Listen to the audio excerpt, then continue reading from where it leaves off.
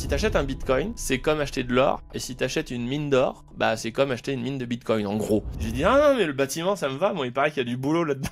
Et là, ça m'a plu, j'ai accroché, j'ai fait 10 ans de bâtiment, où j'ai fait quelques conférences sur les bâtiments à énergie positive, je me suis spécialisé là-dedans. Je veux dire, quand tu te maries, basiquement, ton pari, c'est de dire, elle sera toujours belle, elle va bien vieillir, elle sera toujours gentille, nos enfants seront beaux, ils seront sympas avec moi, je vais recevoir plein d'amour. Bah tu vois, tu spécules à mort, ça se passe pas du tout comme ça. Il y a des accidents, t'as des emmerdes. On va fournir un prospectus aux clients. Et un prospectus, c'est essentiellement là pour coller la trouille aux gens en leur disant, vous achetez ça. Il y a une section risque. Alors, la première, c'est voilà ce que ça fait. Voilà ce que vous achetez. Et puis, il y a une section risque qui vous fait le musée des horreurs parce que le monde a un talent incroyable pour vous rendre malheureux. Tes bitcoins, enfin, en tout cas, les bitcoins qui sont produits avec ta mine, etc., tu comptes en faire quoi? Est-ce que t'as une stratégie de sortie? Est-ce que, je sais pas, Ah non, moi, je les claque. Je garde pas de cash, moi. Hello à tous l'équipe, j'espère que vous allez bien. Aujourd'hui, on se retrouve pour une nouvelle vidéo, une nouvelle interview. On enchaîne pas mal les interviews. Cette fois-ci, j'ai le plaisir de recevoir Richard Détente. Hello. Bonjour à tous. Très content de te recevoir parce que pour le coup, je suis assez friand du contenu que vous proposez avec Grand Angle Crypto et de la dynamique que vous menez. Donc franchement, très content de te recevoir, surtout qu'on va avoir pas mal de choses à se dire. Ça va être l'occasion évidemment de parler un petit peu de tes convictions, mais aussi un petit peu de ce qui se passe dans les coulisses parce que voilà, j'ai l'impression que vous travaillez énormément et je pense que ça peut être aussi bien d'expliquer ce que vous faites au quotidien un peu plus concrètement parce que souvent on voit toujours le résultat, mais on voit moins cette partie peut-être un peu plus douloureuse ou un peu plus difficile de travail, d'exécution, etc. Donc voilà. Avant de commencer, j'en profite toujours pour demander à mon invité qui il aimerait voir sur la chaîne, donc qui il aimerait voir interviewer sur ma chaîne. Est-ce qu'il y a quelqu'un que t'aimes bien, peut-être qui n'apparaît pas assez publiquement et qui aurait des choses assez intéressantes à dire et avec qui je pourrais discuter? Ben, j'ai vu que tu avais invité Arnaud Salomon, qui est un copain, coucou Arnaud, et du coup, un peu dans la même veine, entre guillemets, il y a Alexis Roussel, qui est suisse aussi, avec ses entreprises BT à Neuchâtel et Nîmes, et il a tout un discours sur la privacy qui est très intéressant. Et plus que ça, c'est un entrepreneur. Parce que beaucoup de gens qui parlent de privacy, de droits de l'homme, etc., bah, souvent, c'est plus des activistes. Et c'est pas péjoratif, hein, mais du coup, le contact avec la réalité est peut-être un peu différent. Alors que quand on est entrepreneur et qu'on a une crypto, un échange centralisé, etc., et qu'on se bat pour ça depuis des années, je vais pas dire des décennies, parce que je vais pas le vexer, mais mais du coup, c'est un regard très intéressant. Donc ouais, Alexis Concret, Roussel, bonne pioche. Ok, bah écoute, je me note ça, j'enverrai un petit message et puis on verra ce qui est possible, mais j'aime beaucoup poser cette question parce que souvent on me cite des noms auxquels je m'attends pas forcément et souvent avec tu sais le crypto Twitter ou même je sais pas LinkedIn ou quoi, on a tendance à beaucoup voir les mêmes personnes. Ces personnes ont souvent des choses intéressantes à dire, mais on a pas mal de gens qui sont un peu en off et qui font des trucs super intéressants et qui sont pointus et je trouve que c'est aussi ça qui est intéressant, c'est de rentrer dans le détail et de présenter des trucs que les gens voient rarement. Donc merci pour ça. Pour commencer, très succinctement, qui es-tu? Que fais-tu? Que aimes-tu? Bah moi, bah Richard Détente, je suis marié, père de 2 enfants, et accessoirement bah, fondateur du paquet Grand Angle.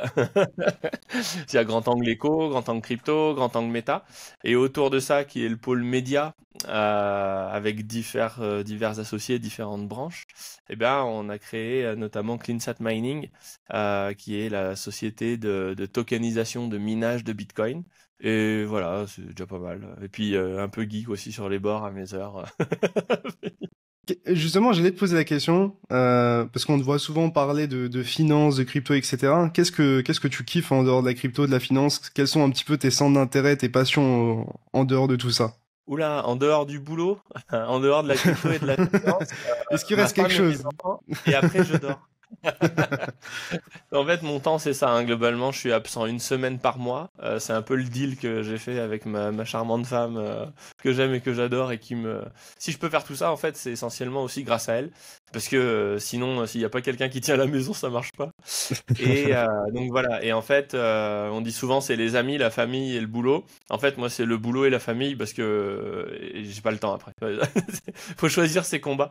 Donc en fait, typiquement, je rentre à 6 heures du soir, à 9 heures, tout le monde est couché, à 10 heures, ma femme dort, et moi, je reprends mes téléphones pour lire, réfléchir, envoyer des messages, et puis je repars le lendemain matin. Donc, ouais, non, j'ai pas beaucoup de hobbies. Mes hobbies, c'est mon Bon, en boulot. soi, la crypto, c'est C'est ouais, la mais en soi, fusion. c'est ça, hein. C'est ça. Moi aussi, une de mes passions, c'est les cryptos et la finance. Bon, après, je suis très fan de Formule 1, par exemple, donc je suis vraiment à fond sur ça. Mais ce que je me demandais aussi de ton côté, et c'est un peu une réflexion, enfin une question que je te pose, mais que je me suis posé aussi, c'est est-ce que tu trouves pas que le fait de tout le temps parler finance, tout le temps parler crypto, etc., c'est pas un peu parfois à la longue pesant, stressant, oppressant d'une certaine manière parce que bah, quoi qu'on en dise, on voit pas des choses qui sont très positives tout le temps. Bon, je pense que tu vois quand même des choses positives avec les gens que tu interviews. Mais ouais, comment t'arrives à vivre tout ça en fait au quotidien de manière aussi intense Bah en fait moi déjà c'est très diversifié en fait ce que je fais parce que entre l'économie et la finance traditionnelle avec Didier Darcet, Charles Gave et puis tous les copains que j'ai pu interviewer, la crypto avec tous les gens qu'on interviewe et puis alors maintenant c'est le métavers avec Grand Angle Méta. Bon déjà là en fait c'est marrant parce que la cohérence de tout ça c'est que avec Grand Angle Éco on va répondre aux craintes des gens et expliquer le monde dans lequel on vit pour pouvoir s'adapter. Typiquement, surtout quand on habite dans l'Union européenne ou même aux États-Unis, on est dans un monde qui change et dans l'Union européenne, ça change plutôt vers le bas parce qu'on n'est pas du bon côté du balancier ce coup-ci. En fait, c'est des cycles, hein, tout ça, un coup ça monte, un coup ça baisse, c'est des cycles de 50, 70 ans et puis voilà, c'est un moment, c'est comme mon père me disait, c'est chacun son tour comme à la balançoire. Et en fait, avec Grand Angle Éco, on va expliquer le monde pour que les gens le comprennent, non pas pour le changer, parce que je pense qu'à l'échelle individuelle, ça sert à rien de se prendre la tête pour savoir comment le monde devrait être. Il y a... C'est juste pas à notre portée en fait. Donc je dis pas que c'est bien ou mal de faire de la politique ou du militantisme, mais moi je dis que de mon point de vue, c'est hors de ma portée. Donc je me dis, par contre, si j'explique la façon dont le monde fonctionne selon ce que j'en vois bien évidemment hein, aux gens, et qu'ils en comprennent les grandes lignes, ils vont pouvoir s'adapter eux. Donc le but en fait quand je parle de politique, c'est pas de parler aux politiques pour leur dire vous feriez mieux de faire comme ça n'a pas de sens. Mais c'est de dire aux gens, sachant que le monde fonctionne comme ça, qu'est-ce que vous allez changer chez vous? Et ça, vous avez 100% de levier pour le faire, ou presque, modulo la famille et les Comment contraintes. s'adapter à la méta en soi. Exactement, exactement. Et ça, c'est vraiment Grand Angle Eco, donc il y a un aspect sécurité. Et du coup, je vois que Grand Angle Eco fait beaucoup de vues dans les périodes de crise, fatalement, parce que c'est des périodes de changement, donc les gens cherchent à comprendre. Et du coup, ils vont voir, ah, putain, qu'est-ce qu'il Ils raconte le père s'inquiètent, ils détente essayent de se rassurer. Qu'est-ce qui se passe ouais, il y a une banque qui coule, ploup, ça y est. Mais voilà, c'est un peu la traduction. Et puis, à l'opposé de ça, enfin pas à l'opposé, mais il y a aussi la régionalisation de la mondialisation, on y viendra après si tu veux, mais c'est un phénomène très important qui est en train de se passer, et qui pour moi a débuté avec Trump, entre guillemets, parce que c'est le premier qui a mis des mots dessus, mais ça, même si c'est un phénomène continu, et ben ça fait des vues, parce qu'en fait, c'est le changement entraîne des peurs et des craintes, les gens cherchent à comprendre, et du coup, il y en a qui finissent chez moi. Et du coup, bah, on leur répond. Et la lettre qu'on vend, la lettre d'investissement, c'est une lettre de protection du patrimoine, de décentralisation de son patrimoine pour le mondialiser et justement pour répartir les risques. Donc en fait, l'axe, c'est le risque, la protection du risque. Et ensuite, avec Grand Angle Crypto, là, on a affaire à une cible plus jeune ou du moins plus optimiste dans sa tête et plus tournée vers le rendement, la réussite, les ondes positives. Vers Et l'avenir. là, on va enquiller sur les bull runs. Dès que ça monte, dès qu'il y a des bonnes nouvelles, dès que on veut du nouveau, on veut savoir comment on peut inventer demain, quelles sont les prochaines briques. Et là, du coup, on est contracyclique par rapport à Grand Angle Eco. Alors, bah, pour moi, ça tombe bien en termes de business. Tu vois. Voilà. Quand il y en a un qui baisse, il y a l'autre qui monte. Et encore, on est T'es content parce qu'on n'a diversifié pas même trop dans ton baissé. taf en fait. Ouais, exactement. Et ça, c'est chouette parce que du coup, on peut vraiment explorer toutes les facettes du futur en fait avec Grand Angle Eco. Crypto, pardon. Comment concevoir le monde de demain, qui sera une transformation du monde d'aujourd'hui, avec les nouvelles technologies Bitcoin et crypto. Et ça, c'est cool. Et après, j'en suis arrivé au métavers en disant, mais une Grand Angle Crypto, c'est de l'infrastructure. globalement, tout ce qu'on fait en crypto, c'est une réinvention en plus efficient de ce qui existait déjà. Et puis, effectivement, on voit émerger des cas d'usage qui seront nouveaux, genre streamer son salaire, c'est pas une adaptation du monde ancien. C'est comme passer de l'email au mail. Oui, on a supprimé le timbre, on a supprimé l'enveloppe et le papier, avec l'email, certes, mais on a aussi les newsletters en temps continu, on a aussi les alertes, on a aussi, qui n'était pas possible par la poste. Donc, mais c'est de l'infrastructure, tout ça. Et à un moment, je me dis, mais en vrai, qu'est-ce qui est vraiment, qu'est-ce qu'il va y avoir de nouveau en termes d'entrepreneuriat? Et je me suis dit, bah, le métavers, c'est quand même bien stylé parce que on va arriver sur des univers alternatifs avec des économies alternatives et des réalités alternatives. Donc je dis, bon, là, quand même, en termes de cas d'usage, on est pas mal. Mais le problème, c'est que quand je regardais ce qu'il y avait à disposition, bah, je me disais, bah, ça c'est pourri, ça marche pas, ça ce sera prêt dans je sais pas combien de temps, dans le futur à bon dos. Et du coup, je regardais ça comme ça.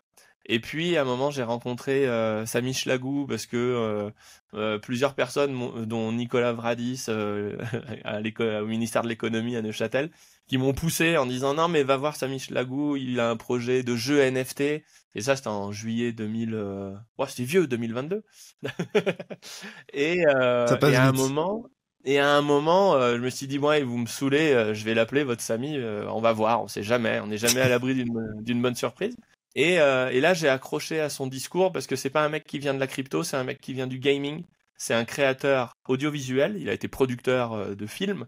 D'ailleurs, il a produit avec Angelina Jolie et puis son mec, là, je sais plus comment il s'appelait. Brad Pitt, à l'époque, Voilà, là. Brad Pitt. Ouais, j'ai plus le temps d'aller au cinéma non plus. Et puis après, il a 7 studios de jeux vidéo dans le monde, et c'est un gars qui vient de là, et c'était un gamer et un geek, hein, évidemment. Et en fait, il a découvert Bitcoin, enfin les NFT et la crypto, comme on découvre Jésus dans le métro avec des Mormons en costume noir. Est-ce que vous connaissez Jésus? Et quand on lui a apporté ça pendant le confinement du Covid, et c'est Richard Estève, pour la petite histoire, qui lui a dit, est-ce que tu connais Jésus? Et ben là, il a dit, mais attends, c'est génial ton truc, parce que moi, avec tout ce que je sais faire dans l'industrie de l'audiovisuel et du gaming, ça m'ouvre les chakras. Et ils sont partis tout chous tous les deux. Allez, moi je suis dans la finance, toi t'es dans le gaming, ta ta ta ta ta. Et là, du coup, je me suis dit, ah, on a peut-être un cas d'usage un peu colonne vertébrale sur lequel je vais pouvoir construire et grand angle méta. Et on en est arrivé à grand angle méta. Mais du coup, tu vois, entre ces trois domaines, et là, on est dans le dégène. C'est-à-dire que là, on n'est pas dans anticiper le futur. On est dans on essaye de trouver Google en 98. Voilà, c'est à peu près ça. Il y a pas mal Quand de tu mets chances de une se bille dans le foirer, métavers, mais ah bah non, mais il faut être un peu fou furieux. Je veux dire, quand investir dans le métavers aujourd'hui, c'est chercher Google en 1998, voire en 96. Donc, et là, c'est encore un public différent. Les gens de la commu de Cross the Ages, que je connais bien parce que je la fréquente beaucoup, ils sont énervés. Enfin, je veux dire, ils sont à 100% dedans. Ils vivent, ils respirent pour ça. Et c'est vraiment, tu vois, c'est encore un autre type d'onde, quoi. En bear mais des fois, market, moi, les ça me gars, fait ils peur, font. ça. Tu vois, ça me fait Ah peur. ouais, Le ouais, mais c'est fanatisme ou effrayant. bah après, c'est de la passion aussi, mais tu vois, des fois, le fanatisme et un petit peu la toxicité qu'on peut voir dans certaines communautés, moi, ça me met toujours un, tu vois, ça me met un coup. Genre, je me Ouais, dis, oula, faut que je prenne du recul. Qu'est-ce qui se passe? Et parce que voilà, mais tu j'ai veux un été emporté secret? par ces trucs-là par le passé, et enfin, en vrai, vivre sans passion, enfin, pour moi, c'est pas vraiment vivre, ou en tout cas, c'est pas vivre enfin, ma vie pleinement. Mais en même temps, tu vois, quand on doit prendre des décisions qui sont rationnelles d'investissement, etc., il faut aussi que ça rentre en compte. Donc, c'est un petit Eh ben peu ça qui justement, me met sur la fin. j'ai un secret pour toi, c'est qu'en fait, ces trois dimensions, le prudent, le curieux et le parieur fou, on va appeler ça comme ça, le spéculateur fou, en réalité, ces trois personnes, on les a tous en soi. On a tous une part où on a envie. Voilà. Et après, il faut mettre une pondération sur chacun de ces trucs-là. Et tu te dis, bon allez, je suis à 70% sérieux, sécure, j'ai une famille, tout ça, hein. Faut Je que vais dire, j'assure. je suis curieux à 25%. Et puis merde, une fois par mois, je vais au casino, quoi. Et là, c'est Une le fois par défouloir. mois, Exactement. J'ai envie de tester un truc fou. Et je pense que ma femme est psychologue, hein, donc faut pas m'en vouloir. On a des Ah, elle t'a bien discussions. cadré, Je elle pense t'a qu'il faut bien pas cerné.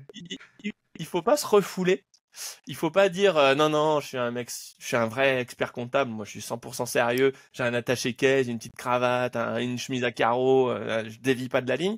Et ces mecs-là, des fois à 40 ans, Il pète un ils câble. partent, ils claquent la porte, et puis ils vont être surfeurs à Malibu. T'as pas compris pourquoi. T'as pas compris. Parce qu'il pète un plomb. Et je pense que voilà, faut se donner un espace raisonnable pour chacun des rôles, en fait, des dimensions qu'on a dans la tête, quoi. Et en fait, l'espace grand angle, ben, ça, c'est un grand et vrai bonheur. Il me ressemble terriblement. C'est- Donc, limite, le chiffre d'affaires de chacune des branches correspond à ma personnalité, quoi. C'est- Parce Tu qu'en prends fait, je autant de plaisir bâtis ce rêve. dans grand angle, enfin grand angle éco, grand angle crypto, grand angle métaverse, genre, enfin méta. Alors à quel point tu prends autant de plaisir dans chaque discipline? Est-ce qu'il y a quand même peut-être, t'as peut-être un petit bébé, un truc qui te hype plus, ou c'est juste des cycles où t'as plus de hype pour un sujet et puis un autre, puis un autre? Comment tu fonctionnes? C'est Bah, difficile, c'est de dire quel est ton enfant préféré, quoi. non, mais c'est intéressant comme question. Et en vrai, j'ai déjà réfléchi à ça et je me suis dit, ma grande question dans la vie, c'est pas de savoir ce qui est bien ou mal, parce que ça, c'est quelque chose de personnel. Et du coup, si tu essayes de savoir ce qui est bien ou mal dans l'univers, ça peut t'emmener dans des turpitudes très longues et très profondes et pas forcément à des Et tu réponses. t'en sors pas. Voilà. C'est un peu ça, c'est un peu le problème. Et du coup, je me suis dit, en vrai, moi, c'est plutôt qu'est-ce qui marche et qu'est-ce qui marche pas, mon angle d'attaque des choses. Et quand on me dit pourquoi tu recommandes des obligations chinoises, t'es payé par la Chine, non, je suis pas payé par la Chine, je connais Oh, même pas tu de peux tout nous chinois, dire, enfin voilà. hein. Non mais en vrai, la seule question que je me pose, c'est est-ce que ça marche, est-ce que ça marche pas, est-ce que c'est légal, est-ce que c'est pas légal, et ensuite ça te donne une grille de lecture, tu la donnes aux gens et tu leur dis après, franchement, démerdez-vous, enfin, faites votre vie quoi, tu vois, faites vos choix, faites votre vie. Si vous êtes musulman, et ben vous faites de la finance islamique, pas de riba. Si vous êtes athée, faites ce que vous voulez. Enfin voilà, moi c'est pas mon sujet. Donc l'idée en fait, ce que je vois et ça vraiment c'est un grand bonheur, c'est qu'à chaque fois que je travaille sur un des angles, je complète ma vision du monde. Et dans le métavers en ce moment, je suis en train de remettre des mots sur des concepts euh, que j'écrivais un truc il y a pas longtemps. Je me disais tiens les équations d'Irving Fisher sur les équilibres entre masse monétaire et richesse produite dans l'économie, qui donne les rapports d'inflation avec la vélocité de la monnaie, etc. Ben, c'est exactement ce dont on peut avoir besoin pour une tokenomique, pour évaluer la valeur d'un token. Quand je regarde le marché obligataire, je me dis, tiens, c'est marrant, le dollar, en vrai, il y a un billet dans la poche, on va dire. Celui-là, il te rapporte rien. Et puis ensuite, si tu le mets à la Fed, ben, tu as un taux d'intérêt, le taux d'intérêt directeur. Et là, je me dis, mais c'est ouf, parce qu'en fait, ça s'appelle du staking. Quand tu stakes des Ethers sur la blockchain Ether, c'est exactement pareil. Tu as un Ether sur ton wallet, tu as un dollar dans ta poche. Quand tu le mets sur la blockchain Ether, tu as un rendement associé à cet Ether, et dans ce cas-là, tu as mis ton dollar à la Fed. Et tu te dis, ah, ça veut dire qu'en fait, il y a des liens entre le marché obligataire et les mécanismes qu'on revoit faire surface dans la finance. Autre parallèle, l'or c'est Bitcoin. Ok, pour plein de raisons intuitives, minage, dépenses énergétiques, décentralisation maximale, etc. Ok, ça marche. Elle me dit, est-ce qu'on peut faire un parallèle entre la preuve d'enjeu et les monnaies fiat? Eh ben oui, on peut. Alors, pas à 100%, il y a des choses. Et tu vois, et au final, tout ça, ben, quand tu arrives dans grand angle méta, tu te dis, mais c'est quand même une dinguerie, parce que si le dollar est la contre-valeur des assets américains, ça veut dire que l'ILV token, l'Illuvium token du monde d'Illuvium, logiquement et mécaniquement, si l'univers est homogène et cohérent, eh ben, il est le reflet, la contre-valeur des assets qui existent dans le monde d'Illuvium. Et là, tu dis, c'est quoi la valeur des assets? Et au final, en fait, pour moi, c'est vraiment la même. Quand je fais un script, souvent, je me dis, mais je l'écris où? Je le mets sur Meta, Crypto ou Echo? Comment je l'angle? Parce qu'en fait, la seule chose qu'on regarde, c'est le monde. Et le monde, tu peux l'approcher par la bio, par la psycho, par je sais pas quoi. Tu observes toujours la même chose. C'est un éléphant que tu prends par la patte, par la queue, par la trompe, par l'oreille. Et tu as l'impression que c'est des objets séparés. Et moi, mon grand kiff, c'est d'arriver à tirer des liens entre la trompe et la queue, quoi. Mais au final, j'ai l'impression que vraiment le fait que t'aies fait grand angle, ça t'a permis d'accroître tes connaissances, mais à une vitesse folle, parce que ça t'aide aussi à réfléchir sur le monde, et puis même tu parles avec des gens intéressants, donc t'apprends d'eux. Mais est-ce que ce que t'as fait par exemple avant les cryptos, ça t'a servi, par exemple dans ce que tu fais maintenant avec grand angle? Je crois que t'étais dans l'immobilier ou J'étais notamment dans le la bâtiment, construction. moi. Ouais, non, c'est ça, dans le Ouais. bâtiment. Est-ce qu'il y a des choses qui t'ont servi ou pas du tout? Et quelle a été la transition vers les cryptos notamment, ou même vers grand angle en général? Qu'est-ce qui s'est passé? Est-ce que t'as eu un déclic? Enfin, Ben ça, en fait, moi, je suis arrivé dans le bâtiment comme un cheveu arrive sur la soupe. C'est-à-dire que je me suis perdu quand je faisais des études à la fac.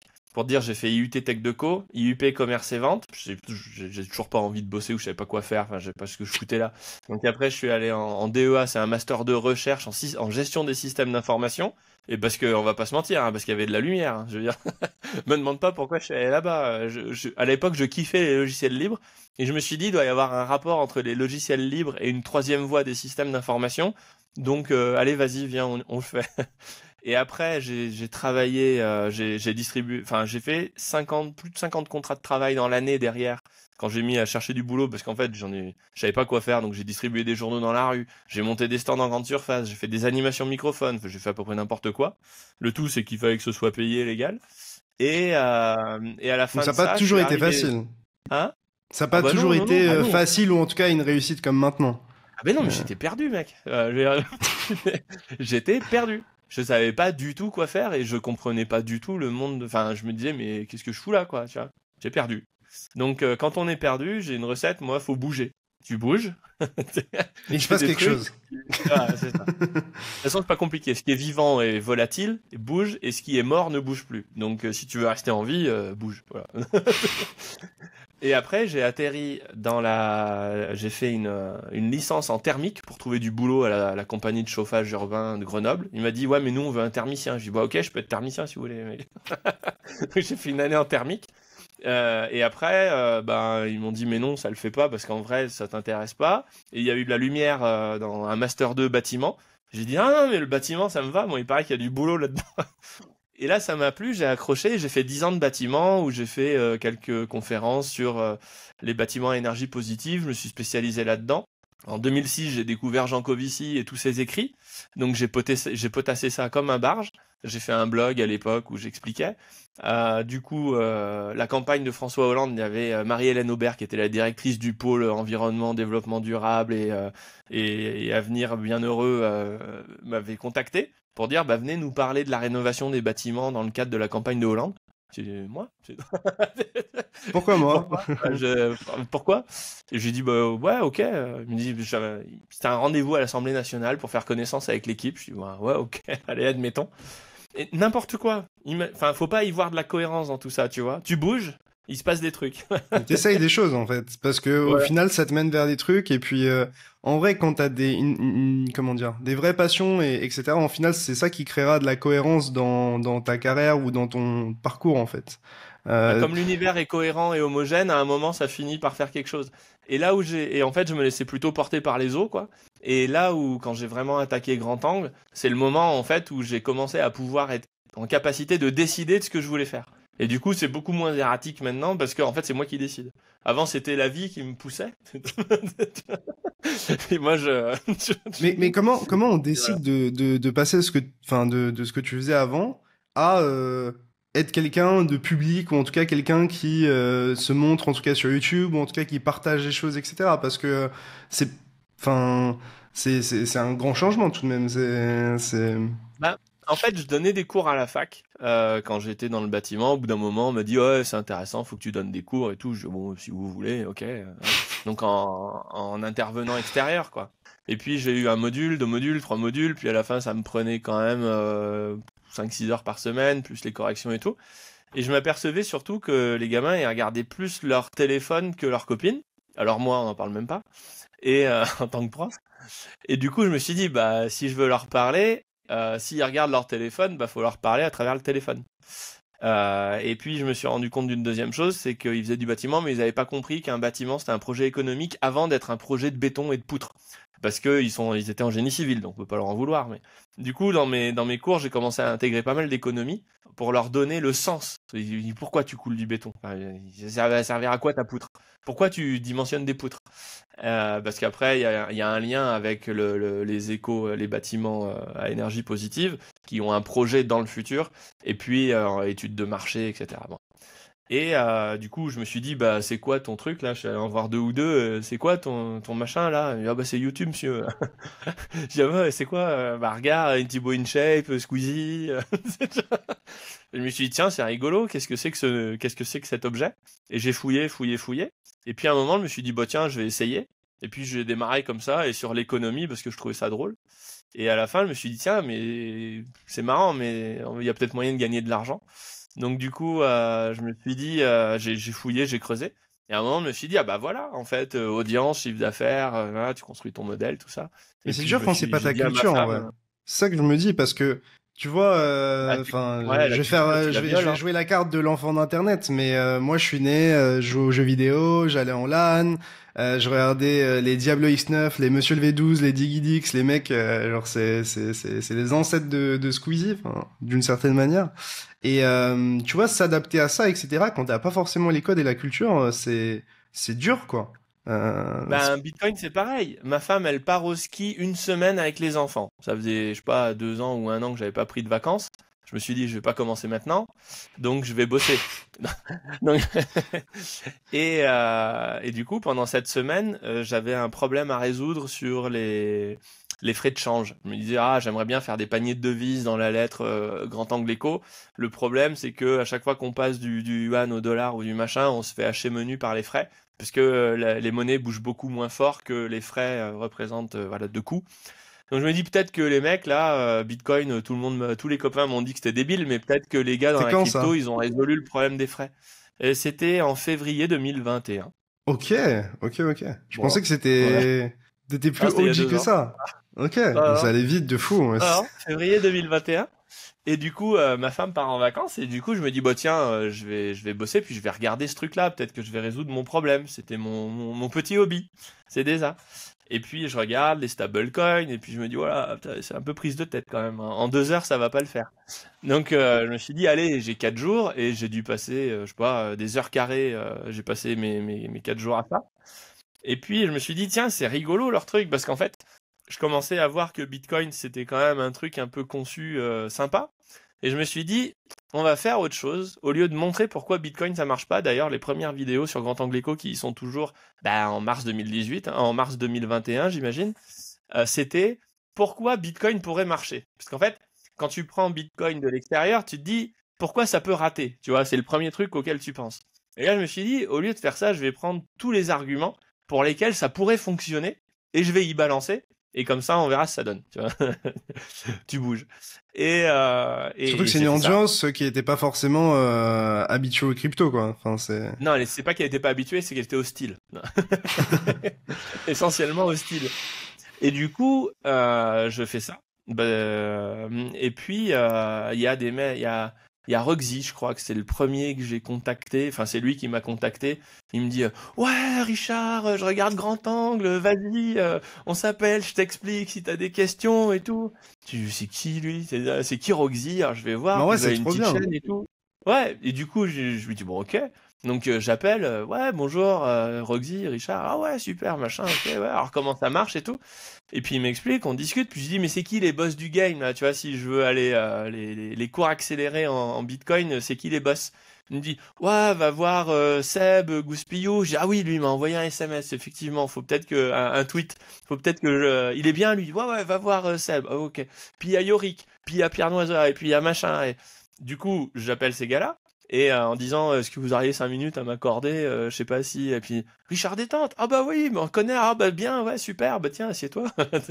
Parce qu'en fait, ces gens-là me connaissaient déjà par Grand Angle Éco, et globalement, j'ai eu un super bon accueil, parce qu'ils étaient tout contents de voir que j'étais en train de réfléchir. Ouais, moi, ça me Et du surprend, coup, ouais. Enfin, c'est et- ultra positif, hein. Je pense que bah, ça, carrément. tu l'as pas forcément dans toutes les industries, tous les écosystèmes, quoi. Ah non. Ah non, ah Tu non. vas avoir un banquier en mode, Bah non. oh, les banques, trop bien, explique-moi. Le mec, il va même pas te calculer, genre. Exactement. Et du coup, j'ai rencontré comme ça Seb, Yorick, Pierre, et puis toute la bande à... J'allais dire à Picsou, mais non. Enfin, si. Pas encore. Et du coup, bah voilà, je suis rentré dedans à vitesse grand V parce que j'ai eu la chance d'apprendre au contact des gens qui savent directement. Et après, bah, je me dis, bah en fait, il faut que je split les deux chaînes parce que dans mon audience, il y a une partie qui veut apprendre, qui veut savoir, et l'autre qui est réfractaire, elle veut pas entendre parler. Donc, à un moment, il faut faire chambre à part, sinon ils vont se taper dessus. Et je suis au milieu, donc ça m'arrange pas. Puis après, tu crées des Donc, transitions. Enfin, ouais. des passages, quoi, des ponts entre les deux, quoi.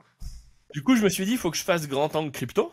Et là, à un moment, je me dis, bon, j'ai fait 5-6 vidéos, je sais pas quoi, depuis le mois de mars, mais je commence à suer parce que éco plus crypto, ça devient compliqué. À un moment, je me dis, il me faut quelqu'un. Il me faut quelqu'un avec moi, un associé, et puis qui soit un peu musclé techniquement, parce que moi, j'ai pas le temps. En plus, je suis pas Faut pas dire de expert conneries, technique. quoi. Voilà. Ouais, ouais, et puis tu peux pas tout faire tout seul. Voilà. Donc moi, quand j'atteins ma saturation, je me dis, bah si ça marche, à ce Tu niveau, travailles faut tout que je seul délègue. Il faut à quelqu'un. ce moment-là, Non, déjà? Ok. oh non, non, on était déjà quelques-uns sur Grand Angle Éco. J'ai commencé tout seul en avril 2017. Ma deuxième fille est née en juin 2017 et j'ai démarré mon business 2 mois avant parce que je me disais j'ai le temps de faire Sport. quelque chose. J'ai pas dormi pendant 2 ans, mec, derrière. Et en fait, je tournais dans mon salon pendant que ma femme allait promener les filles au parc et je ramenais tout dans le placard. Là, j'étais tout seul. Et puis après, en octobre 2018, je trouvais mon modèle, je commence à vendre des lettres. Et puis du coup, bah, voilà, j'ai une assistante qui commence à arriver, des associés, des machins, des trucs. Mais en 2021, j'ai du monde autour de moi. Mais je me dis, je peux pas handle Grand Angle Crypto tout seul. Donc je me dis, bah, si j'ai plus de grand-père, demande à Google, quoi. Donc, qui veut être mon associé? Google. Je regarde qui cause de crypto un peu sur Twitter, je fais connaissance avec les uns et tout. Puis je vois un blog très moche, mais avec des articles bien construits, qui s'appelle Initio. Et je me dis, mais c'est qui Initio? Le mec, il raisonne bien, il pense bien, il Juste est la forme. intéressant, il a compris les enjeux. Je me dis, bah, viens, je l'appelle, tu vois, voilà, je sais pas qui c'est, mais c'est sur Bitcoin FR. Ils avaient repassé un article. C'est Jean-Luc, d'ailleurs, merci Jean-Luc, du coup, c'est grâce à toi que je connais Guillaume, qui avait repassé un article, puis je contacte bah, Initio, Guillaume, puis je dis, ouais, tu fais quoi dans la vie et tout. Il me dit, ah ouais, je me suis lancé en freelance, je veux faire un blog Bitcoin avec une chaîne et tout. Je dis, ouais, en gros, tu veux faire la même chose que moi, quoi, tu vois. Et en 3-4 jours, je lui ai dit, bah, en vrai, c'est con, on va pas réinventer la roue chacun de notre côté. Viens, on bosse ensemble quelques temps et le but, c'est de s'associer. Et vas-y, on démarre. Et Et puis, on voit comment c'est ça en se passe. travaillant qu'on connaît les gens. Ouais. Ouais, et en une semaine, il m'a dit oui. Et il me disait, mais quand et tout. Je dis, ben là, maintenant, là. En plus, il avait quitté son taf et il était libre. Donc, je dis, bah, t'es libre, Les astres t'as étaient du temps. alignés. Vas-y, viens, on fait. Et, et du coup, je me disais, il va me prendre pour un fou parce qu'on se connaît depuis 4 jours. Et je lui dis, bah, viens, on part. Et il me dit oui. On commence à faire des vidéos, ça marche, on crée la chaîne en tant que crypto, machin, machin. Et hop, et on est parti. Et là, bah, du coup, j'ai pu vraiment profiter d'être associé avec Guillaume pour arriver à manager Grand Angle Eco et Grand Angle Crypto en même temps. Parce que lui, du coup, il faisait une grosse partie du taf. Et puis moi, au début, je relisais ses scripts, je faisais des liens avec l'écho. Et puis c'est un mec intelligent, il apprend vite, il a plein de qualités. Et puis voilà, maintenant, bah, vous savez comment ça marche. Et ça, c'est chouette en fait. Tu vois, parce que moi, je travaille qu'avec des gens que j'estime, des gens que j'aime bien. Sinon, je dépense mon temps avec eux, et comme mon temps, c'est ma seule ressource sur laquelle on me rend pas la monnaie, bah, je veux pas travailler avec des gens que je n'aime pas. Parce que sinon, non. C'est frustrant. Non. Sinon, c'est pas drôle. Voilà. Sinon, c'est pas fun. Je voulais revenir rapidement sur ta transition où tu as commencé justement enfin le moment où tu as commencé à t'intéresser aux cryptos, etc. De ce que je comprenais, tu étais quand même pas mal impliqué avec tout ce qui est or et peut-être métaux précieux, etc. Comment t'es passé, enfin c'est une caricature, mais comment t'es passé de Gold Maxi à Bitcoin Maxi? Alors, j'ai jamais été Gold Maxi parce que pour moi, l'or, c'est toujours le compartiment. J'ai toujours raisonné en portefeuille. Et l'or, pour moi, c'est le compartiment défensif. Tu mets en défensif. Au début, j'avais le modèle un peu de Nassim Taleb dans la tête. Ça, c'est ma gestion perso, c'est ma cuisine perso. C'est de dire, tu as 80% d'actifs qui sont inamovibles, l'or et l'immobilier. Et après, il y a 20% ou 10% avec lesquels tu fais n'importe quoi et tu vises to the moon. Parce que au final, voilà, tu as une sécurité et puis après, tu peux te permettre d'explorer. Et du coup, l'or, pour moi, c'est basique. Je crois que la première fois que j'ai acheté de l'or, ça va être en 2009 ou en 2010. Voilà. Et en fait, plus je vieillis, en général, plus on vieillit et plus on s'assagit. Et moi, plus je vieillis et plus je vais vers le dégène. Mais moi, je trouve ça trop bien. Honnêtement, c'est dur de sortir de sa routine, de ses croyances, etc.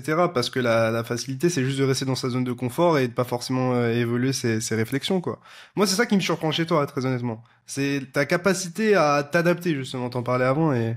Ouais, mais tu vois, du coup, j'ai pris une autre, et ça, c'est vraiment personnel, et je le déconseille parce que c'est un peu les numéros, ne faites pas ça à la maison. Ceci L'idée, est c'est qu'en réalisé fait, par un professionnel. ouais, ouais, tu sais, les équilibristes, ils sont Comme bons les tant qu'ils tombent pas. cascades. Quand ils tombent, ouais, ouais. Non, mais l'idée de fond, en fait, c'est de dire que si l'or, c'est du Bitcoin en moins bien, très belle formule d'Yves Chouefati, c'est pas la mienne.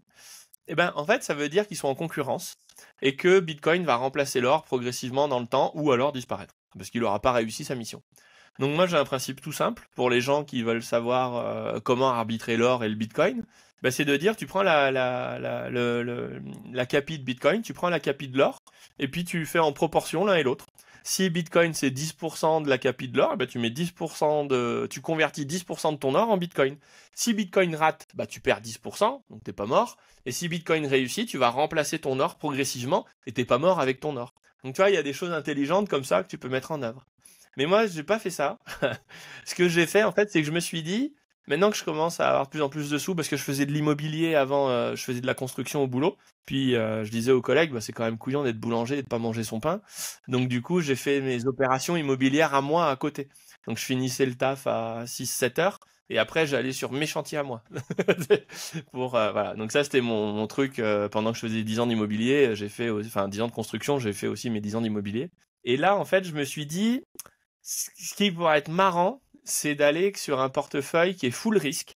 C'est-à-dire qu'il n'y a aucun compartiment qui soit safe. Par contre, il y a une stricte décorrélation entre les risques. Je me dis, si à moins d'Armageddon, tout va pas péter en même temps. Ils n'ont Et rien du à coup, voir. bah ouais, si je mets du Bitcoin, si je mets du private equity, j'en ai fait beaucoup dans l'énergie sur des startups. Si j'investis voilà, dans des actifs qui sont vraiment décorrélés, si ça pète au Congo, ça pète pas au Paraguay, tu vois. Il n'y a pas de lien entre les deux. Si ça On croise les pète doigts.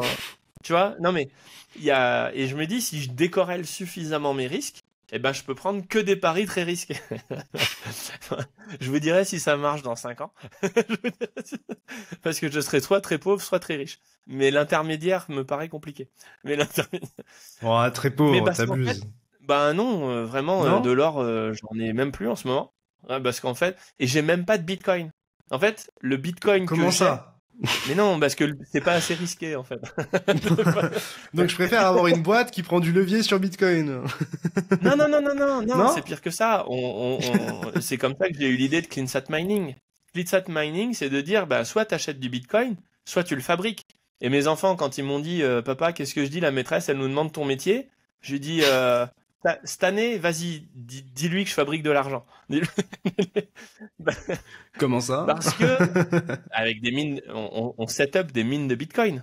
Non Et mais du j'imagine coup, la maîtresse, c'est pour ça que je disais ça. et du coup, je trouve l'idée assez cool parce que au lieu d'acheter du Bitcoin, comme tu achètes de l'or, t'as pas de yield. C'est ce que je te disais sur le marché obligataire ou sur le staking d'Ether. Mais si ton Bitcoin, tu le rends à sa blockchain, c'est-à-dire à la chaîne de minage, tu le rends à sa sécurité, c'est-à-dire à l'industrie du minage, bah à ce moment-là, alors Guillaume, il aime pas quand je dis ça, mais tu fais du staking de Bitcoin sur Bitcoin. Parce qu'en fait, tu prends ton Bitcoin, tu le vends pour acheter des machines, et les machines, elles sont plus ou moins corrélées au prix de Bitcoin. Et quand je dis plus ou moins, c'est que il faut amortir, il faut changer de modèle, il y a 2-3 choses à faire.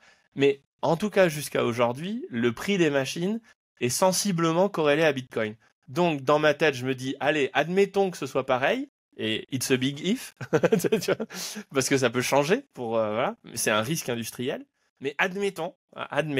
Du coup, je vends mes bitcoins, j'achète des outils industriels pour fabriquer mon bitcoin. Et du coup, j'en aurai plus. Mais j'ai, par-dessus les risques de bitcoin, ajouté le risque industriel de minage. Et en plus, si tu veux le faire bien, il faut le faire dans des pays où l'électricité est pas chère.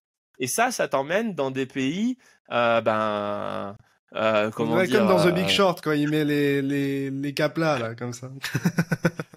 Exactement. Ouais, Donc, en ouais, fait, mais est-ce que, désolé de te couper, est-ce que tu le fais uniquement, entre guillemets, à vocation spéculative, ou en tout cas pour avoir un retour sur investissement, ou est-ce que tu le fais aussi parce que tu as des convictions et que tu as envie de contribuer au réseau, etc. Est-ce que c'est les deux, ou est-ce que c'est juste l'un ou l'autre? mais moi, j'ai fait mes enfants pour des raisons spéculatives et je me suis marié pour des raisons spéculatives. La spéculation, c'est se projeter dans l'avenir. Et en fait, Ok. basiquement, quand tu te maries, ça veut dire quoi? Moi, je me suis pas marié pour T'es l'argent, bullish puisque sur ma ta femme, elle femme? s'occupe beaucoup, elle s'occupe plus de la famille et moi, je m'occupe plus de l'extérieur, donc de ramener des sous. Mais je veux dire, quand tu te maries, basiquement, ton pari, c'est de dire, elle sera toujours belle, elle va bien vieillir, elle sera toujours gentille, nos enfants seront beaux, ils seront sympas avec moi, je vais recevoir plein d'amour, je serai là pour eux pour les aider quand ça va mal se passer, et du coup, je serai fier de moi. Bah, tu vois, tu spécules à mort, ça se passe pas du tout comme ça. Il y a des accidents, t'as des emmerdes, tu te frites avec la famille d'un côté et de l'autre, c'est dur, tu te dis, enfin, t'es tiraillé dans tous les sens. Mais la vie n'est que spéculation. Et du coup, quand on dit, est-ce que tu spécules? Je dis, mais je spécule sur tout. Parce qu'en fait, le moment où, qu'est-ce Ouais, que mais il y ça a un veut fond, dire? il y a un T'arrêtes fond de de spéculer? conviction et de passion, parce que, enfin, Ah si, oui. Mais en fait, c'est ça, si tu spécules sans conviction et sans passion, déjà, t'as de bonnes chances de faire des âneries. Et à 100% du temps, t'as de bonnes chances de t'emmerder sec. Et de haïr ta vie. Parce que moi, j'ai vu des gars, à un moment, je faisais des entretiens avec des clients pour savoir comment ils pensaient, qu'est-ce qu'ils voulaient, tout ça. Et j'en ai eu quelques-uns qui me disaient, bah moi, je suis, je sais pas quoi, je gagne 7 000 $ par mois. Et je me dis, pendant 15 ans, je fais ça. Et après, je prends ma retraite et je fais ce que je veux. Et là, je me dis, ouais, alors, c'est quand même chaud parce que ça veut dire que pendant 15... En fait, tu te tu choisis sacrifies, la quoi. damnation pendant 15 ans. Ouais. Ouais, c'est la damnation pour 15 ans. Mais en fait, au bout du chemin, admettons que ça marche. Tu vois, t'es trader pendant 15 ans, tu fais fortune, formidable. Mais qu'est-ce qui te reste au bout du chemin? Alors déjà, t'as perdu 15 ans, mais tu fais quoi derrière? 15 Quand années t'arrives importantes le de ta matin, vie.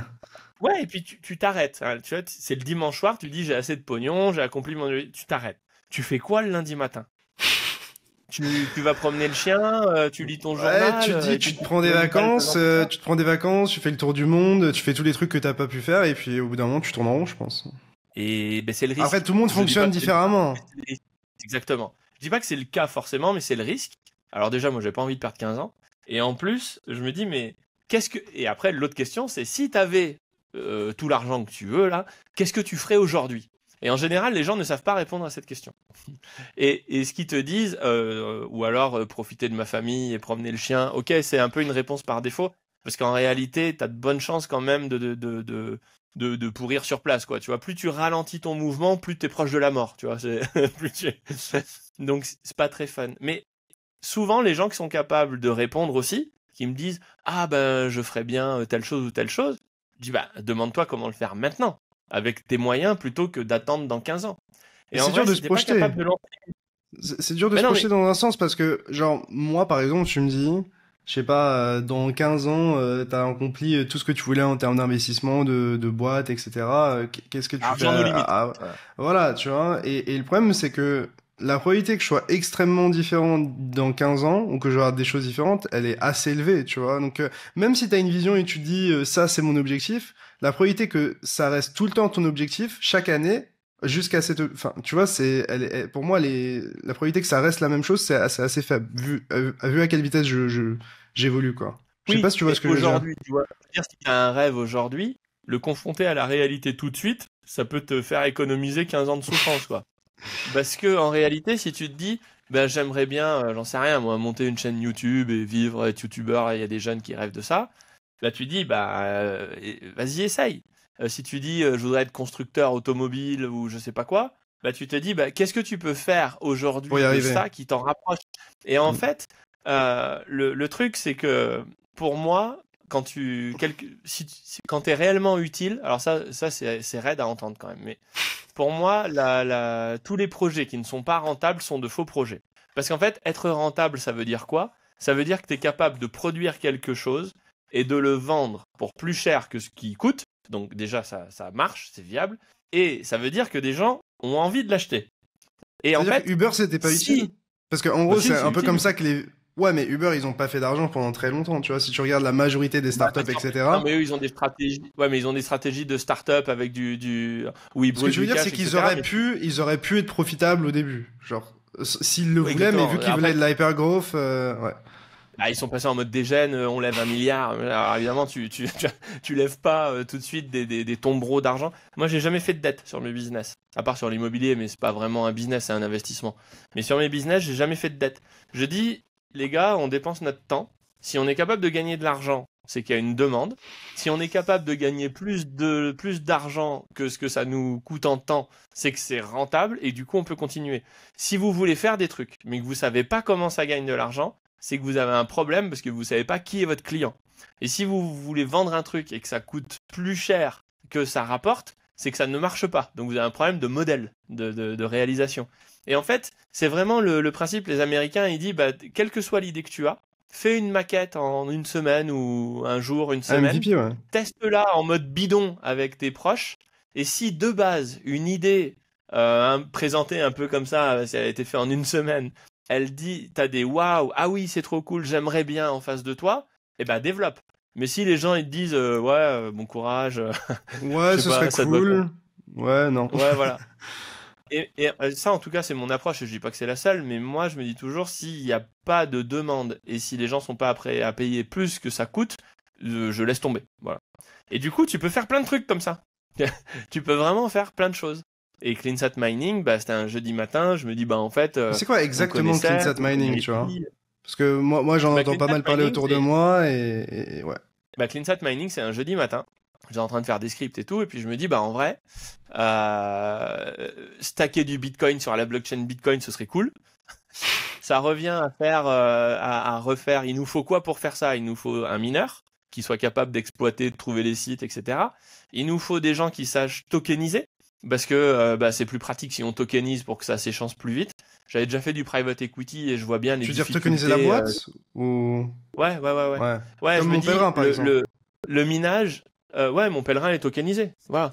Et je me dis, bah, il faut des gens qui savent tokeniser des actifs parce que je veux que ce soit des vraies parts de société pour que ce soit un vrai truc. Donc je me dis, bah, en même temps, j'ai interviewé Jean-Marc et on est bien copains avec Jean-Marc Jacobson de Realty. Lui, il sait faire. On travaillait déjà avec Michael Courvoisier, qui est le numéro 3 de Realty et qui est le côté tech. Donc je dis, bah viens, en vrai, ça peut le faire, tu vois, si j'ai un truc intelligent à proposer. Nous, on a le côté média, donc on connaît plein de gens qui ont envie de faire du minage de Bitcoin. Et franchement, acheter un ASIC et le coller dans son salon ou dans sa cave pour miner à Paris, c'est une vraie mauvaise idée. Parce qu'on tire sur le réseau, on embête tout le monde, enfin, et puis c'est moins rentable, enfin bref, donc c'est pas top. Et je me dis, mais en vrai, on a toutes les composantes pour arriver à dire, on lève de l'argent pour faire une ferme de minage de Bitcoin quelque part, qui est exploitée par des mineurs. On connaît des mineurs et Sébastien Gouspillou au premier rang. Et après, cette société-là, pour éviter de faire du private equity où tu es obligé de faire des parts de 10 000 à 50 000 dollars parce que sinon, les frottements administratifs et la réalisation, enfin l'opérationnel, t'empêchent de faire plus petit que ça. Bah, si on tokenise, eh ben, Il y a on plus fait de comme soucis. Realty. Ouais. Comme Realty, ils tokenisent de l'immobilier aux D'ailleurs, Realty, États-Unis. je crois qu'il passe par mon pèlerin d'ailleurs pour tokeniser Ouais, pas bah, mal de ils services. sont proches. Ils utilisent pas mal de. Ouais, bah, il y a tout un écosystème entre Jarvis Network, Mon Pèlerin, Realty, Grand Angle, tout ça, on se connaît bien. Et on invente des trucs ensemble parce qu'on dit, hey, j'ai besoin de ça, tu sais faire. Il dit, bah non, mais attends, je vais regarder. Ah bah oui, tiens, on peut y faire. Donc, et du coup, à un moment, je pense à ça, et puis j'appelle Guillaume. Et je lui dis, tiens, Guillaume, ça te disait, toi, t'aimes bien le mining et tout. Ça te dit, on monte une boîte de mining? Il me dit, bah ouais, vas-y, explique. Je dis, bah regarde, on connaît Seb, on connaît Jean-Marc, moi je les appelle, on voit. Hein. Et puis après, tu veux être CEO, toi, tu gères la boîte, et puis moi, je trouverai des relais pour aller faire à gauche, à droite, des mines et tout. Il me dit, ben ouais, c'est un peu barré, mais ouais, vas-y, développe, ok, on va voir. Et Guillaume, il me dit souvent, toi, tu me rendras très riche ou très pauvre, c'est ça. C'est ça. Au moins, il est honnête. Hein, Et du coup, j'appelle Seb, j'appelle Jean-Marc, j'appelle les copains, et puis ils me disent, bah ouais, vas-y, continue, développe. Et l'idée, c'est ça. On monte des fermes de minage, on les tokenise, et après, on vend les tokens. Alors pour l'instant, on les vend à des qualified investors, qui sont des gens, basiquement, qu'on appelle des riches, et qui ont des contraintes réglementaires beaucoup plus souples quand tu veux leur faire investir de l'argent. Quand tu vas voir un qualified investor, t'as pas besoin ça passe c'est un individu, donc il n'a relativement. pas des tests d'investissement à respecter. Il a pas ses limited partners Même qui si lui c'est disent des non, tu peux pas entreprises, mettre ça va. d'argent. Ce que le régulateur craint, c'est quand tu fais une vidéo comme on est en train de faire et de dire venez mettre votre argent chez moi, ça va bien se passer, 20% de rendement, pou pou pou. Ça, ils aiment pas parce que ils savent que il y a des gens qui vont se péter les dents sur le trottoir avec ça. Donc, c'est une procédure beaucoup plus longue pour aller toucher ce qu'on appelle le retail, à savoir les particuliers. Et on s'est dit, bon, bah, on fait d'abord avec des qualified, parce qu'on en connaît. Et puis après, on attaquera le retail, le temps de faire ce qu'on appelle les prospectus, donc toutes les démarches. Donc là, les démarches qu'on a faites, c'est de décrire tout notre process. Ensuite, on a envoyé notre process à la FINMA, qui est l'autorité de régulation des marchés en Suisse. Et on leur a dit, ça vous va si on fait ça Où est-ce qu'on a bon, où est-ce qu'on a faux? On appelle ça une no action letter. En gros, si je fais exactement ce que je vous ai décrit dans Est-ce ce que que j'aurais je des vous problèmes? explique, est-ce que vous allez m'attaquer? Ouais. On va être copains ou bien? Et du coup, on est passé par des avocats. Hein. On travaille avec Lenz Stellin, qui est un gros cabinet d'avocats à Genève, qui sont en pointe sur tous ces sujets. Et quelques bonnes dizaines de milliers de francs suisses plus tard, en honoraires, en frais, en machin et en temps, eh ben, on a reçu notre lettre de la FINMA qui nous dit, ouais, ok, ça, oui, ça, vous faites comme ça, si, ça, machin. Donc, ça veut pas du tout dire qu'ils valident le business model. Eux, c'est pas leur problème. Eux, tout ce qu'ils veulent, c'est Ça s'assurer que rentre dans les clous, l'épargnant, dans quand la il loi et investit, qu'ils seront protégés. Ouais. ouais, que l'épargnant, quand il investit, il sera conscient de ce qu'il fait. Et que le business qu'on fait, est-ce qu'on est soumis aux règles anti-blanchiment? Est-ce qu'on est soumis aux réglementations bancaires? Est-ce qu'on est soumis à la réglementation machin chouette, etc. Tu vois?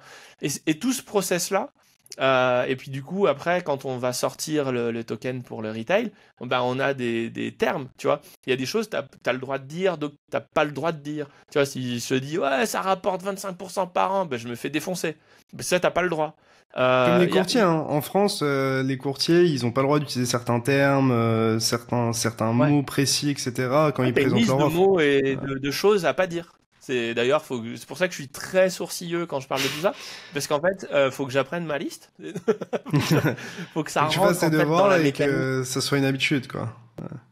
Ouais, exactement. Et c'est pas évident parce que pour nous c'est un nouveau monde. Enfin, on apprend hein, au fur et à mesure.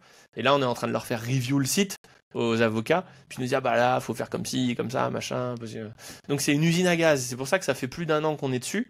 Donc alors la bonne nouvelle, c'est qu'avec les qualified investors déjà, on a une mine au Congo, on a une mine en Suède, en Finlande, au Paraguay, et on va en ouvrir aux États-Unis bientôt. Parce Et que donc j'avais des ça c'est cool. messages qui disaient ça sort quand? Déjà, la principale Ouais. question que j'avais, c'est ça sort quand? Et la deuxième question, c'est pourquoi je devrais acheter du CSM, donc le jeton qui représente une manière tokenisée de la société, au lieu d'acheter du Bitcoin. Si tu pouvais peut-être répondre juste succinctement à ces deux questions Exactement. pour les gens qui nous écoutent, parce que c'était la principale. Et donc, pour être bien clair, quand je dis ça rapporte 25%, j'en ai aucune idée. Ça dépend des projets, ça dépend de l'âge du capitaine, des conditions de marché, etc. Et puis, on vous fera une belle communication, tout bien carré. Normalement, l'ouverture au retail avec des tokens de l'ordre de 50 francs suisses, quoi, donc accessible à tout le monde, ce serait fin septembre, mi-octobre, fin octobre, quoi. Voilà, on est tout prêt, on est Ah, tout c'est proche. maintenant, quoi. Ouais, le changement c'est maintenant. Et, euh, et voilà, donc on y est vraiment au bout du process. Et là, je crois qu'on est en train de finir tout ce qui est compliance avec l'AMF. Parce qu'en fait, on a notre compliance côté suisse et côté AMF, en fait, on reprend toutes nos bases suisses, puisque tout ça est quand même très voisin, hein, ça reste en Europe. Et le droit suisse s'inspire énormément du droit européen parce qu'ils sont un peu cernés. Donc, Mais ça doit t'as aider. quand même, Ça doit voilà. aider dans la discussion avec l'AMF, le fait que justement le Alors, régulateur on suisse discute ait pas dit oui avec non. l'AMF parce qu'on se conforme au droit. On a discuté avec la FINMA, on a eu des échanges avec la FINMA, Ok. mais avec l'AMF, on se conforme au droit parce qu'en fait, on a un socle qui est établi et en plus, on est une boîte suisse. Et après, dans ce cas-là, l'AMF dit, bah, si vous faites en dessous de tant de millions, tel et tel critère, vous faites ci, vous faites ça, vous devez faire telle et telle chose. Donc on se conforme au droit. Mais parce que on a déjà une ligne directrice, tu vois, le squelette, on l'a, voilà, on a bien épluché le problème. Et là, bah, on arrive au bout de ce process et on va ouvrir une mine bah, bientôt à ce qu'on appelle un appel public à l'épargne. Dès que je commence à parler de ça, je commence à bafouiller. Parce que je réfléchis à... Qu'est-ce que j'ai le droit de dire, hein? Ouais, parce qu'en fait, quand on va communiquer, ce sera un script qu'on va lire, enfin une vidéo grand angle, quoi, hein, basiquement, mais qui aura été relue par les avocats et dans laquelle on sera sûr qu'il n'y ait pas de conneries. Donc c'est pour ça que je parle de façon très Ah, parce sibylline, que parce que je ça veux peut pas avoir des faire de conséquences pub. légales si tu dis n'importe quoi, Exactement, tu peux avoir des problèmes concrètement. Et du voilà, coup, exactement. pour répondre à la Donc question de pourquoi acheter pourquoi du Bitcoin? investir, Voilà. voilà. Ben, c'est ce que je dis en fait, c'est que si tu achètes un Bitcoin, c'est comme acheter de l'or, et si tu achètes une mine d'or, bah, c'est comme acheter une mine de Bitcoin, en gros. L'idée, c'est que ton Bitcoin, tu l'achètes, il n'a pas de rendement. Donc un Bitcoin aujourd'hui vaudra un Bitcoin demain, et c'est son prix qui va varier en dollars. Si tu achètes une mine, tu as un CAPEX, enfin déjà, alors, faut distinguer deux choses dans le mining. Déjà, si on veut être complet, une mine de Bitcoin, c'est deux choses, c'est un CAPEX et un OPEX. Le CAPEX, c'est le capital que tu investis, on va dire que c'est l'infra, le capital en infrastructure. Donc c'est le terrain qui possède le contrat d'électricité Les et machines, qui a le gros câble avec la warehouse, donc l'entrepôt, il y a le réparateur, machin, tout ça. Et en général, les gens qui font ça, on les appelle des hosters, donc ils hostent des mineurs, parce que ils les mineurs, ils t'acceptent. viennent avec leurs machines et ils se branchent ben, dans des fermes, tu vois. La ferme, c'est un business. Faire une ferme, c'est un business. Et venir exploiter des machines et mettre ces machines, c'est un autre business. T'en as un qui s'occupe de l'infrastructure et l'autre qui vient mettre ses miners. Voilà. Ok. Et du coup, on a CleanSat Mining, c'est quelqu'un qui vient sur des fermes existantes et qui vient dire, bah, Louer on de a, l'espace, quoi. hein, Vous louez de l'espace en soi, comme si il y avait une maison à louer et vous louez typiquement, cette maison pour faire ce que vous voulez ah, dedans, plus ou moins. typiquement, ouais, c'est ça. Tu loues la maison et après tu fais ton activité hôtelière dedans, tu vois. Voilà. Et en fait, au Congo, Avec son eh ben accord. c'est Sébastien Gouspillou qui a le deal sur le contrat d'électricité avec Virunga Électricité. Et puis derrière, CleanSat Mining a un contrat d'exploitation de ces machines avec la société de Sébastien Gouspillou, BBGS. Ok. Voilà. Mais, et du coup, il y a bien deux activités. Mais on est en train de développer des activités aussi on est en train de créer en propre, par contre, nos propres activités de hosting. Donc, on est en train d'acheter des terrains aux États-Unis pour faire nos propres, d'être propriétaire du foncier et tout. Et comme ça, hein, mais voilà, ça c'est un business séparé. Et CleanSat Mining, quand il a trouvé son hoster, sa ferme d'accueil, voilà, sa ferme d'accueil, eh ben, il achète des machines, il les met dans une société, et puis après, on branche les machines sur le site, et l'exploitant envoie des bitcoins chaque mois. Mais ça veut dire qu'une société CleanSat Mining possède les machines, et ces machines-là, elles sont amorties, et ça on est content parce qu'on a réussi à avoir le droit, avec la FINMA, d'amortir en bitcoin. Alors ça, d'expliquer, c'est marrant. Ta machine, admettons qu'elle dure 5 ans. En vrai, l'expérience prouve pour l'instant que elle dure plus longtemps que ça en moyenne, mais admettons. Donc ça veut dire que si tu veux conserver ton capital industriel, il faut amortir 20% de ton capital par an. Suivez, à la fin, il y aura une interro. Non. Et donc, c'est 20%. En général, dans une boîte normale, tu achètes une voiture, tu l'amortis sur, je sais pas, 5 ans. Ben, à la fin des 5 ans, tu as le prix de la voiture initiale. Voilà. Et là, tu te dis, bah, super, mais moi, si dans 5 ans, j'ai la valeur de mes machines il y a 5 ans, alors que le Bitcoin, il est à je sais pas combien, je serais soit très riche, soit très pauvre. Mais je ne retomberai pas sur mes pieds. Donc, logiquement, tu te dis, quand je convertis un Bitcoin en achetant des machines, je vais avoir, je sais pas moi, s'il est à 25 000, là, on va dire le Bitcoin, on va dire une machine à 2 000 $, 2 fois 7, ça va faire, je sais pas moi, une dizaine de machines. Eh bien, ces 10 machines, si je veux qu'il y en ait toujours 10 dans 5 ans, pleinement fonctionnelles, il faut que je les remplace au fur et à mesure. Et comme le prix des machines varie en fonction du prix du Bitcoin, eh ben, il faut que j'amortisse en Bitcoin. Donc je me dis, une machine c'est tant de Bitcoin, hop, je mets 20% de mes machines en Bitcoin de côté. Je mets 20% de côté. Et comme ça, quel que soit le prix de Bitcoin, comme mes machines sont corrélées à Bitcoin, je sais que je ne vais pas détruire mon capital. Je vais faire un vrai amortissement. Est-ce qu'il y a des scénarios, genre, quels sont les scénarios où ça se passe très bien, et est-ce qu'il y a des scénarios où ça peut possiblement très mal se passer? Ah oui, ça, il y en a plein. D'ailleurs, dans les prospectus, on va fournir un prospectus aux clients. Et un prospectus, c'est essentiellement là pour coller la trouille aux gens en leur disant, vous achetez ça, il y a une section risque. Alors, la première, c'est voilà ce que ça fait, voilà ce que vous achetez. Et puis, il y a une section risque qui vous fait le musée des horreurs parce que le monde a un talent incroyable pour vous rendre malheureux. Le karma a toute une panoplie d'outils de torture pour vous rendre malheureux et faire échouer vos beaux projets. Donc, quand ça se passe bien, vous convertissez un Bitcoin en machine, et quand vous revendez votre machine, quel que soit le temps, vous retrouvez votre Bitcoin, parce que le prix est corrélé et qu'on a amorti ça proprement. Donc, quand on achète la machine et qu'on la revend, on a toujours un Bitcoin, quand ça se passe bien. Et entre-temps, vous avez eu le yield, les Bitcoins minés. Donc, vous avez votre Bitcoin qui produit un intérêt. Et c'est un intérêt, c'est une prime industrielle. Voilà. Donc ça, c'est en fait un Bitcoin holder. S'il est miner holder, eh ben, il est plus riche qu'un Bitcoin holder. Parce qu'il a Bitcoin plus les intérêts de Bitcoin. Plus les intérêts du minage. Moi, je suis sceptique sur certains points parce que, tu vois, on parle souvent du mining, etc. Mais en vrai, on voit plein de miners, souvent en tout cas publiquement, qui sont en difficulté, etc. Comment toi, t'expliques ça? Eh ben, il y a deux choses. Alors ça, c'est une vraie discussion qu'on a avec Guillaume. Déjà, il y a deux points clés dans le minage. Le premier, c'est le prix de l'électricité auquel tu achètes l'électricité. Si tu achètes en fait, le prix de la machine, il est indépendant de là où tu la mets. Au transport près, hein, parce que quand elle est... Voilà, bon. Si tu la vends à un mec qui habite à 200 mètres de chez toi, c'est plus facile que si tu la vends à un mec qui est à l'autre bout du monde. Voilà. Évidemment. Mais le prix de la machine, c'est un prix, c'est un peu comme le prix de l'or ou le prix de Bitcoin, quoi. Il y a des indices et on peut faire un oracle dessus. Et voilà. D'ailleurs, c'est ce qu'on fait pour estimer la valeur des CSM tokens. Et par contre, le yield que tu vas avoir sur ta machine, le rendement, il est dépendant du prix de l'électricité que tu payes. Parce que si pour gagner 100 $, il faut dépenser 110 $ d'électricité, t'es quick, ça marche pas. Donc il faut arriver à être dans des zones où le prix de l'électricité est suffisamment bas pour être dans les derniers à mourir. Quand le prix de Bitcoin baisse, eh ben, les mineurs sautent progressivement, et c'est ceux qui ont l'électricité la plus chère qui sautent en premier. Et ce qui est vachement cool avec Bitcoin, c'est que dans ce cas-là, il y a moins de mineurs, donc le hash rate baisse, donc la difficulté s'ajuste. Et Bitcoin devient plus facile à miner. Et ça vient sauver les mineurs, les meilleurs mineurs du marché, du réseau.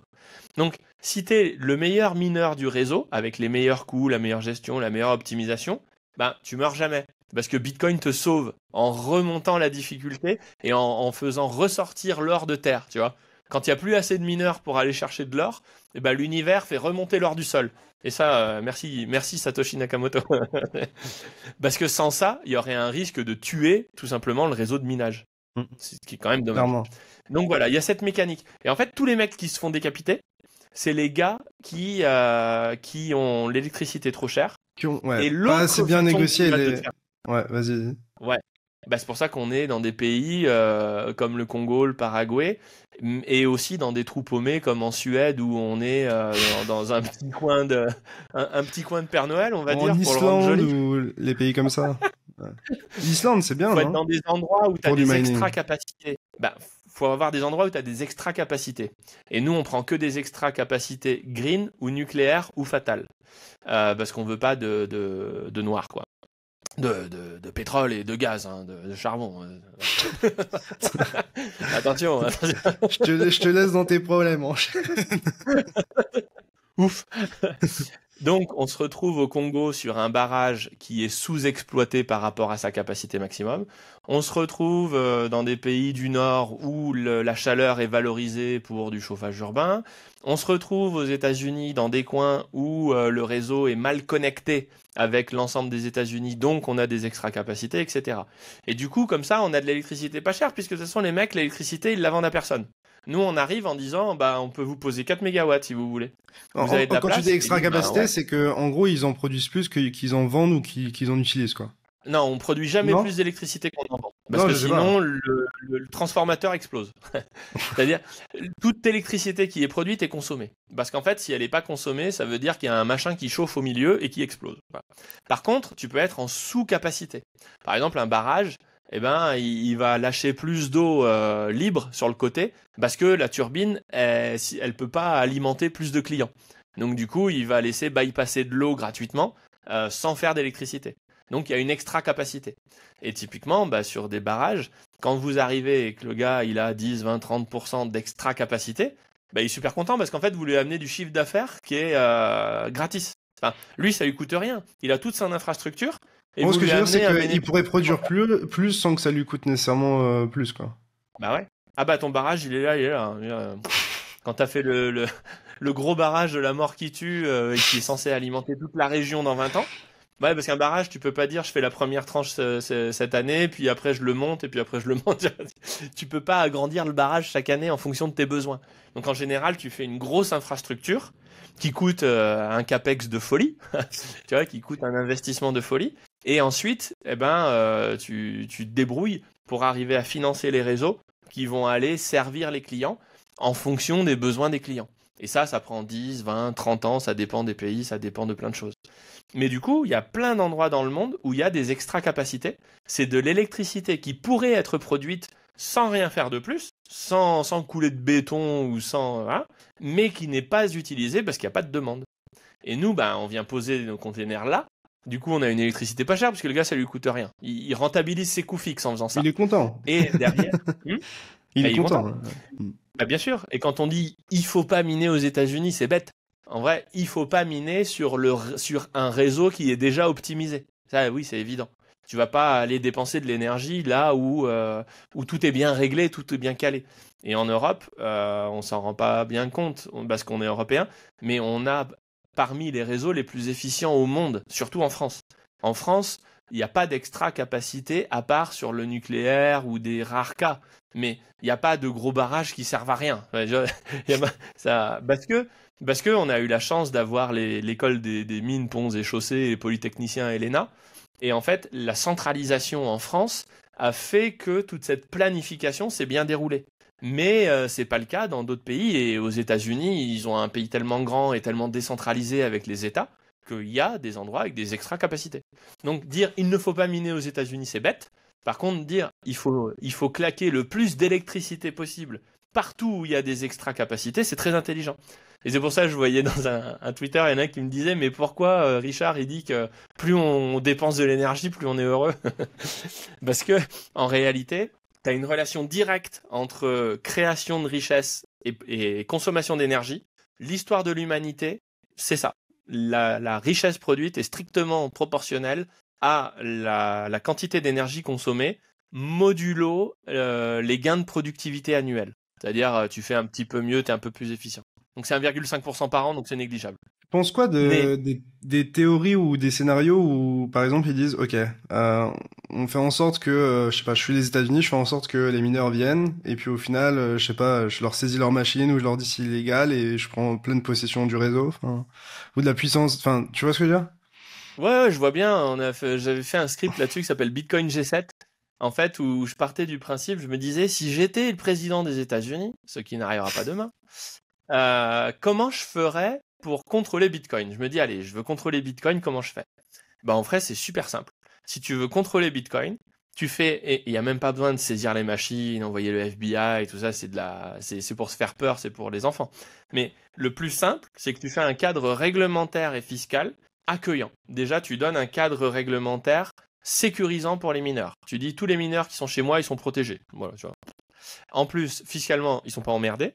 On leur fait des cuts parce qu'ils viennent réduire l'impact carbone sur les endroits où on produit de l'énergie gazière, pétrolière et où on pourrait optimiser. Donc tu peux même baisser l'empreinte carbone de certaines industries polluantes dans certaines conditions. Donc tu fais un cadre réglementaire, tout bien. Les mineurs, qu'est-ce qu'ils font? L'insécurité, c'est le premier truc qui nous empêche de dormir. Parce que y a eu le China ban, parce qu'il y a eu plein de choses. Donc le premier pays, surtout si c'est les États-Unis, qui vous dit moi je vous fais un petit loft confortable pour vous installer, pas de problème. Tout le monde y va. Et d'ailleurs, c'est ce qui se passe quand il y a eu le China ban, beaucoup sont partis aux États-Unis. Et malgré encore l'insécurité qu'il y a aux États-Unis, ça reste un pays très friendly pour le mining, parce qu'il y a les États aussi, et il y a la SEC et la CFTC qui ont dit que Bitcoin était une matière première. Ce qui prouve pour moi une grande compréhension de ce qu'est Bitcoin au niveau de l'administration. Donc on est loin des osos chez nous. Voilà. Est-ce que les gros mineurs se diversifient ou se décentralisent d'une certaine manière en se mettant dans plein de juridictions, dans plein de pays différents? Ou est-ce où ils se disent juste on va aux États-Unis, tu vois? Comment ça se passe? Bah justement, je vais en venir. Aujourd'hui, tu as intérêt à te décentraliser parce que tu es en risque partout, entre guillemets. Mais le jour où tu es dérisqué sur un pays parce qu'il te dit non mais nous t'inquiète frère, on a compris le mining, viens, ça nous dérange pas du tout, au contraire, parce que ça nous rend service, en plus tes impôts tu vas les payer chez nous donc c'est toujours mieux, viens t'es bien. Bah là tu te poses plus de questions, tu fais là-bas, terminé. Et du coup une fois que tu as plus de 51% du hash rate, tu vois, ce qui est pas très compliqué et qui nécessite même pas forcément de mettre de l'argent, tu peux le faire, à mon avis tu peux même juste le faire politiquement, et bien à ce moment-là, tu dis aux mineurs, je vais pas vous saisir vos machines, vous casser votre business, ou pire, vous prendre votre argent. Je vais juste vous imposer quelques règles. Et tu dis, donc dans le cadre de la réglementation des mineurs, vous êtes compliant au FAQ. Et vous respectez au FAQ. Le mineur, c'est pas un bitcoiner maximaliste passionné comme Gouspillou, qui a une idéologie, des rêves et qui veut le bien de l'humanité. C'est un businessman. Le mineur moyen, c'est un businessman, il achète du CAPEX, hop, il met CAPEX, il achète de l'OPEX, il met de l'OPEX, il branche et puis il compte les sous. C'est tout, c'est un business. Donc faut pas y voir une volonté morale de minage. Et c'est très bien parce que la moralité du boulanger ne doit pas rentrer en jeu dans la rentabilité de la boulangerie. Donc très bien. Mais du coup, ça veut dire que les États-Unis, s'ils avaient un plan et une compréhension profonde de ce qu'est Bitcoin, et dans l'état actuel de la géopolitique du monde, où ils seraient les seuls à le faire, bien évidemment, pourraient prendre le contrôle de Bitcoin. Parce que, tout simplement, ils imposeraient leurs propres règles, et ça sert à rien de vouloir faire une double dépense ou de pervertir la blockchain. Pourquoi casser l'outil alors que tu peux l'avoir à ton service? C'est toute l'histoire des États-Unis quand ils étaient intelligents depuis la Seconde Guerre mondiale. On ne casse rien, on fait du soft power et on instrumentalise. C'est tellement plus. Mais est-ce que Bitcoin ne perdrait pas de l'intérêt justement et même de la valeur hein, si ça arrivait? Ah ben pour les mecs comme Gilles Cadignan ou Seb, oui, bien sûr.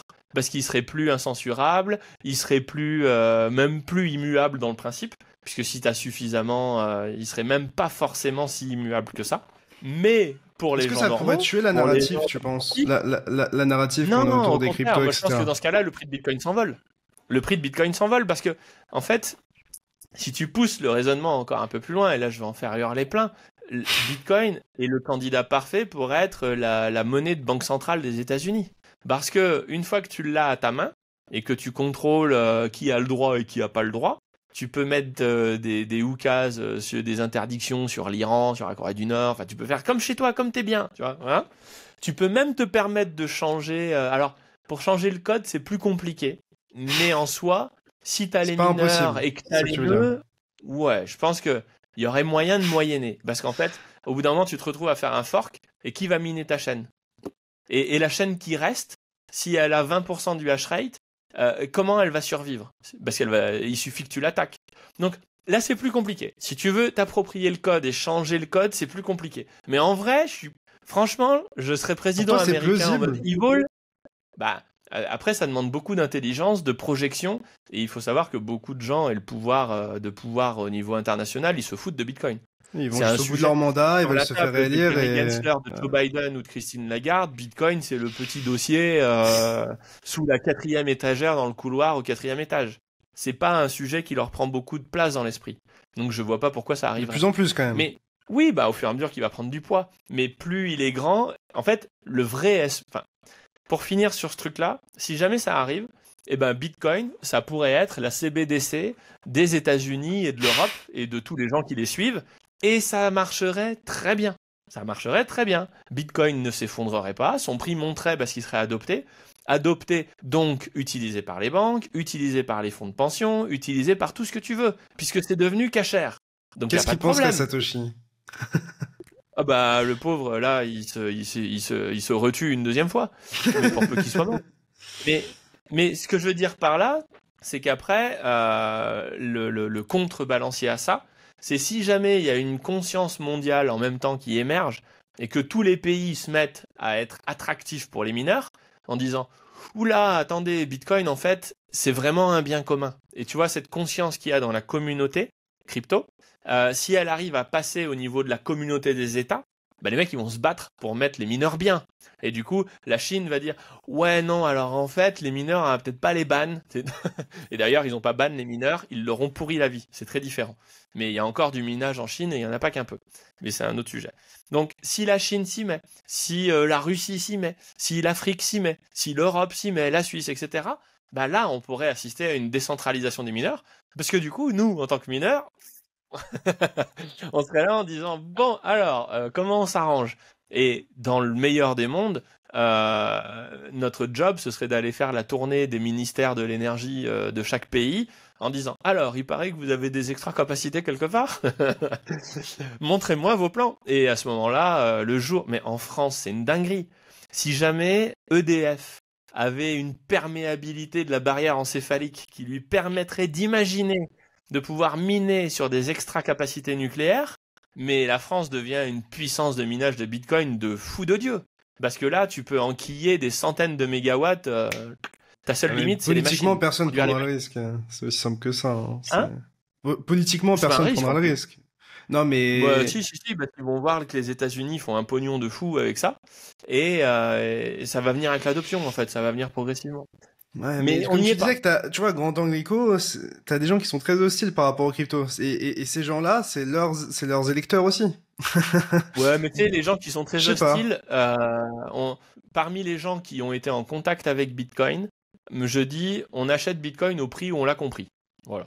Les gens qui savent pas, c'est un peu dur parce qu'ils savent pas, ils savent pas. C'est un peu con de leur reprocher de pas être au courant, tu vois. Mais les gens qui ont l'information et qui la refusent, bah, ou qui l'acceptent, ils achètent Bitcoin au prix où ils le comprennent. Et en fait, c'est comme tout. Je veux dire, moi, j'ai grandi dans les années 90, j'avais entre 10 et 20 ans. Ouais. Et du coup, Internet, bah, laisse tomber, hein. Enfin, je veux dire, 80% des gens, ils disaient, ouais, dans le futur, machin et tout, mais en vrai, ton truc, ça marche pas. Enfin, tu vois, c'est nul. Et c'était nul, c'est vrai. Objectivement, c'était nul. Donc, moi, je me souviens télécharger sur des disquettes à la fac, des épisodes de Ah, Ken j'ai le loupé Tueur cet Vivant. épisode, moi.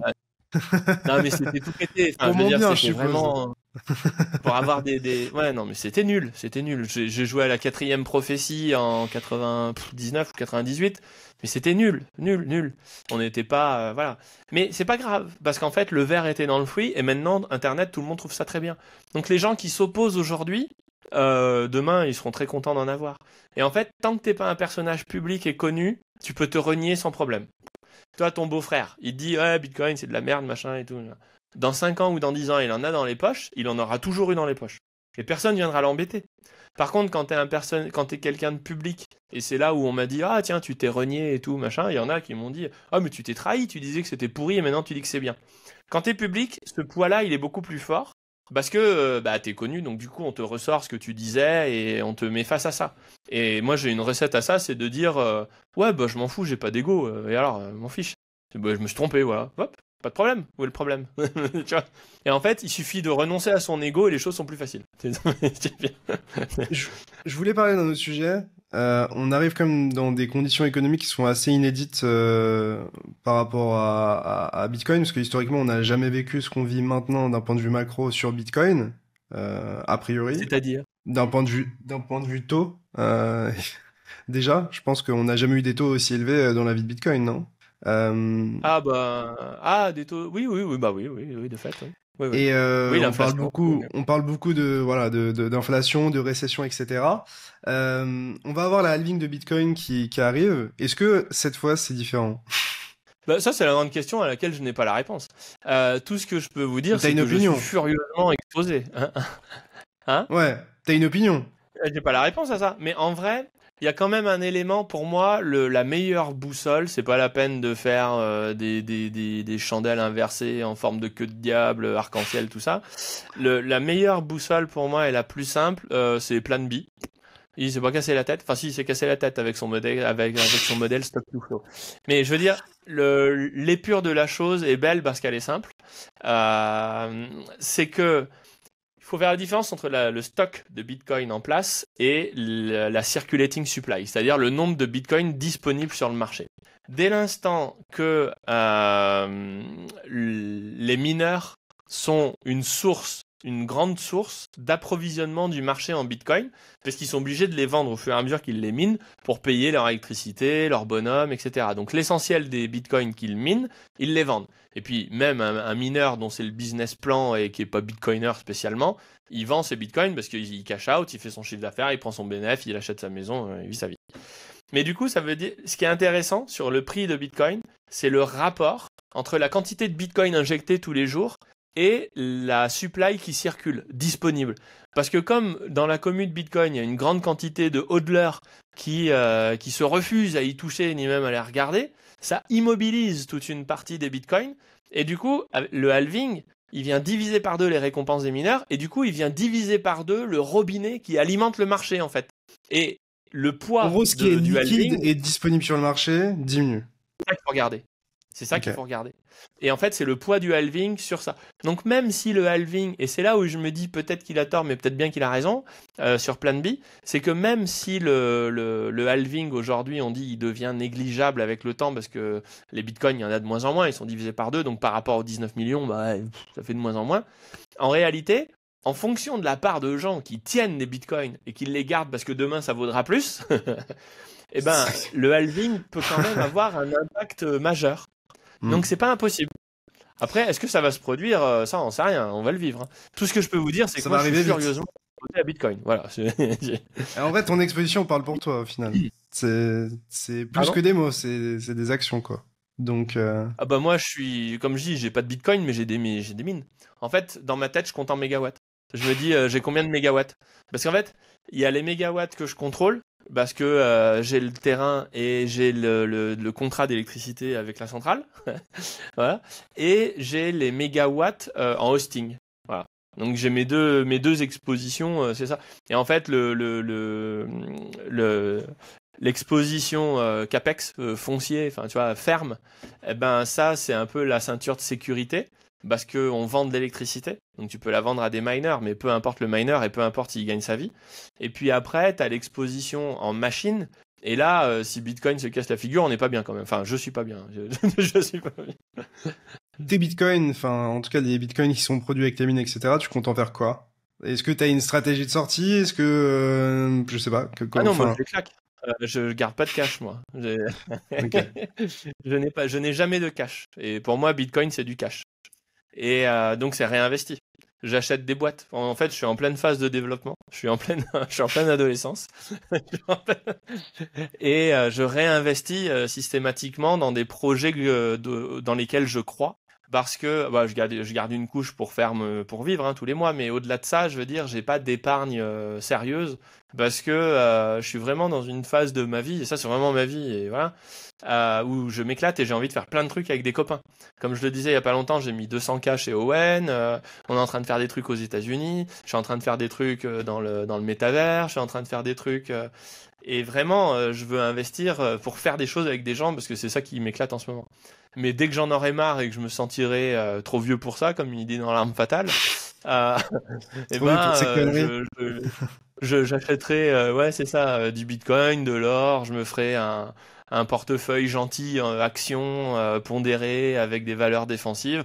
Je remettrais de l'obligataire chinois, des machins qui font du 10% par an et voilà, tranquille quoi. On, Mais j'en suis pas là. Je suis en pleine. On arrive quasiment à 1h25, je t'ai pris pas mal de temps. Ce que je te propose, c'est de poser une dernière question et ensuite répondre en moins d'une minute à trois quatre questions qu'on avait sur Twitter. Et je pense qu'on aura Ouais. déjà fait une belle session pour que ça reste quand même digeste pour les gens qui nous regardent. Ma dernière question personnellement, c'était, est-ce que pour toi, c'est dangereux d'être maximaliste? Moi personnellement, ça me fait peur, les gens qui sont maximalistes, parce que à la fois ça montre énormément de conviction, mais parfois j'ai l'impression que ça montre aucune nuance et aucune ouverture d'esprit. Et du coup, je voulais avoir... Non mais... le Ouais. but c'est de donner de la matière pour répondre. De toute façon, je pense que tu as déjà assez de matière, mais moi, tu vois, les maxis, ça me fait très peur. Alors, je me demande s'il y a des trucs que j'ai pas compris et que c'est pour ça que je suis pas comme eux, ou Bah, si c'est peut-être ouais. l'inverse. En fait, moi, ce que je pars du principe, c'est qu'on est tous différents et qu'il en faut pour tous les goûts. Et dans les temples, il faut des gardiens du temple. Et personnellement, si tu me dis demain tu vas devenir moine copiste, je fais une dépression. Enfin, je, veux dire, je peux pas. C'est pas mon truc, quoi. Tu vois. Il y a des métiers, c'est juste pas possible. Où tu me colles expert comptable et dans 2 ans, je suis mort. Hein, je me suis pendu. Mais il y a des gens qui sont très heureux en tant qu'expert comptable, moine copiste, trapéziste dans un cirque ou que sais-je. Et en réalité, Bitcoin doit sa décentralisation à une forme pas de culte, mais de conviction forte. Donc, heureusement qu'ils Et sont là. pour garder un temple, il faut des gardiens du temple. Et en général, les gardiens du temple, c'est pas les gens les plus marrants qu'on connaisse, parce qu'ils ont pas l'esprit très fun. C'est comme les goldbugs. Les gens qui sont fans de l'or, c'est pas forcément les plus Ouais, funky on se fait sur tout un chier, tas hein. d'aspects. J'en ai plein et c'est des copains et tout, j'aime bien, mais c'est une mentalité. Et en fait, on a besoin de ces gens-là.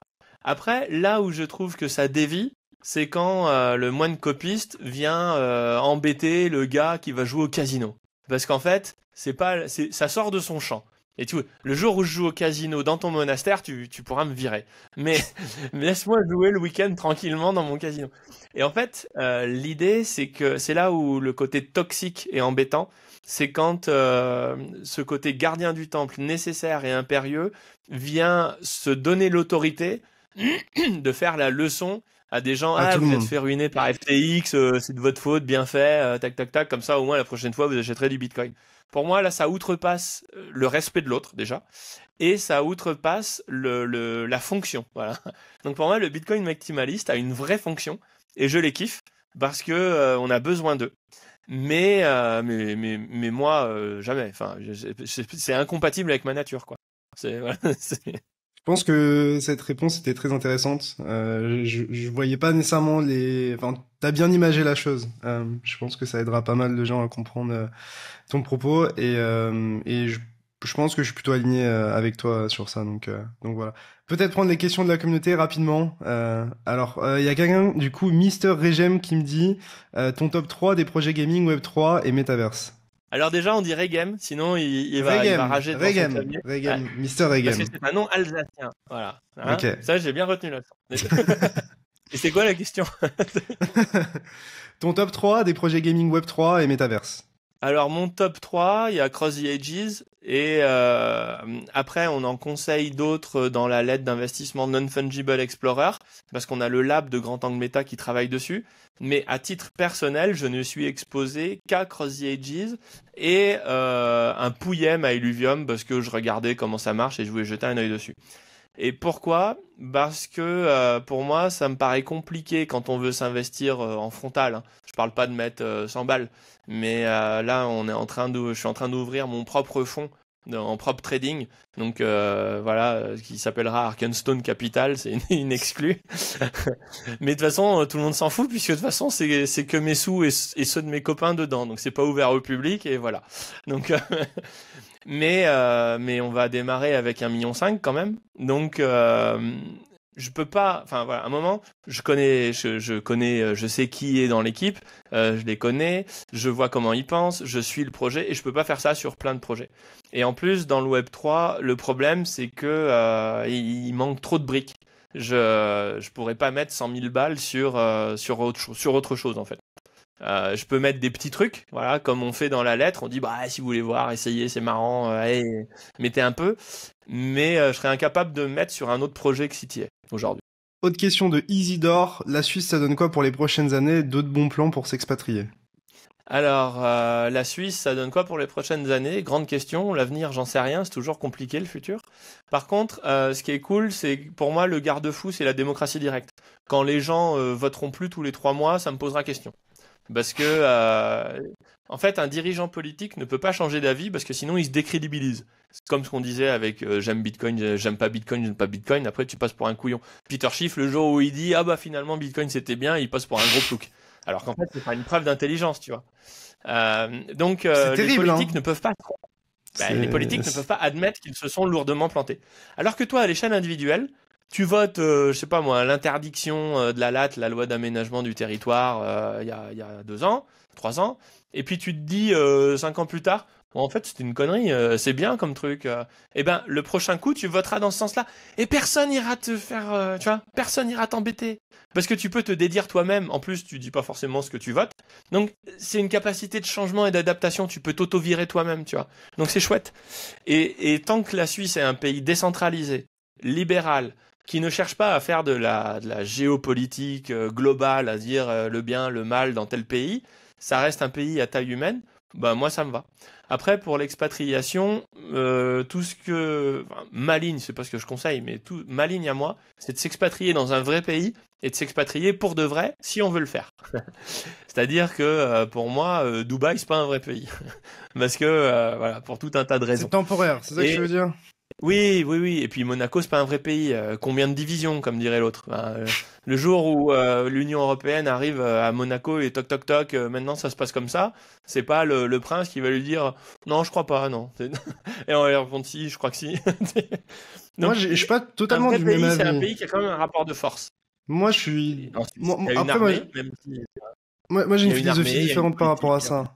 Dans un sens où, moi, par exemple, mes amis sont hyper importants pour moi et je pense que j'irai là où mes amis iront, dans un sens. Donc, Ah bah bien sûr, non mais moi je mais parle du même pays en si tant c'est que tel. temporaire, ah, du pays en tant que tel, ok. Oui, oui, Donc, du pays en tant que tel. Après, évidemment, il y a la famille, il y a tout ça, bien sûr. Mais, et après, quand je dis s'expatrier, c'est s'expatrier pour de vrai, c'est qu'il y en a plein qui essayent de jouer sur les deux tableaux en disant, ouais, mais la loi, c'est 6 mois par an, donc si je suis 6 mois et 2 nuits dans mon pays et puis que je suis en France après, ça joue. En général, ceux-là, ils finissent écartelés parce que c'est le fisc les adore. Voilà. Et ils finissent par se faire écarteler entre les deux pays. Donc, frontalier, vous gagnerez sûrement plus, à court terme, c'est sûr. Par contre, pour la Suisse, si vous vous installez pour de vrai en Suisse, dans la Suisse profonde, et que vous faites des copains suisses, et que vous faites naturaliser suisse, et que vous vivez en Suisse, on pourra rien vous dire. Et en plus, vous avez une qualité de vie qui correspond à l'endroit où vous êtes, quoi. Voilà. Essayez pas de jouer sur les deux tableaux. Moi, c'est les trucs que je dis. Mais après, effectivement, il y a les amis, la famille, les contraintes. Voilà. Chacun fait ce qu'il veut. Ouais. BS Crypto qui dit pourquoi tes vidéos du dimanche sont si politisées et plutôt anti-Occident? T'es de quel bord politiquement? Alors, comme je disais au début, moi, la politique, en fait, je m'en fiche parce que je sais que je n'ai pas de pouvoir d'action. Si on me disait t'es président demain, je me poserais les questions différemment, en disant qu'est-ce qu'on fait. Mais bah oui, mais comme c'est pas le cas, quand on me dit est-ce que t'es pour ou contre l'augmentation de l'âge de la retraite, je dis en fait je m'en fiche. Je vais pas y consacrer du temps de processeur, de la ressource pour réfléchir à des trucs qui ne servent à rien. Donc je dis si jamais ça monte l'âge de la retraite et qu'on finance, les conséquences sont celles-ci. Si ça baisse, les conséquences sont celles-ci. Vous avez votre boussole, adaptez-vous. Donc en fait, moi, à titre personnel, je suis plutôt libéral, anarchiste. C'est-à-dire que ce que j'aime beaucoup, c'est l'état de droit. Désolé, Le mon même chat fait droit une pour tout petite le crise monde. d'attention, c'est pour ça que je fais depuis tout à l'heure. Pas de souci. Parce que, en fait, ce chat est terrible dans le sens où il ne peut manger que si je le regarde manger. Il veut absolument qu'on mange ensemble, sinon il ne mange pas. Donc voilà, il me met dans des situations des fois qui sont assez terribles. Désolé de t'avoir coupé. Pas de souci. Donc moi, libéral anarchiste. J'aime bien l'état de droit, c'est-à-dire la propriété, la responsabilité et du coup les pertes. Et anarchiste, c'est la décentralisation. Plus c'est décentralisé, mieux ça se passe parce que moins on se prend pour des gens importants et plus on cherche à résoudre des problèmes locaux. Voilà. Donc c'est ça. Et après, du coup, bah ça dépend. Les politiciens, du coup, il y en a aucun que j'aime bien, parce que surtout en France, parce qu'il n'y a pas il y a pas de parti libéral en France. Donc voilà, je sais pas.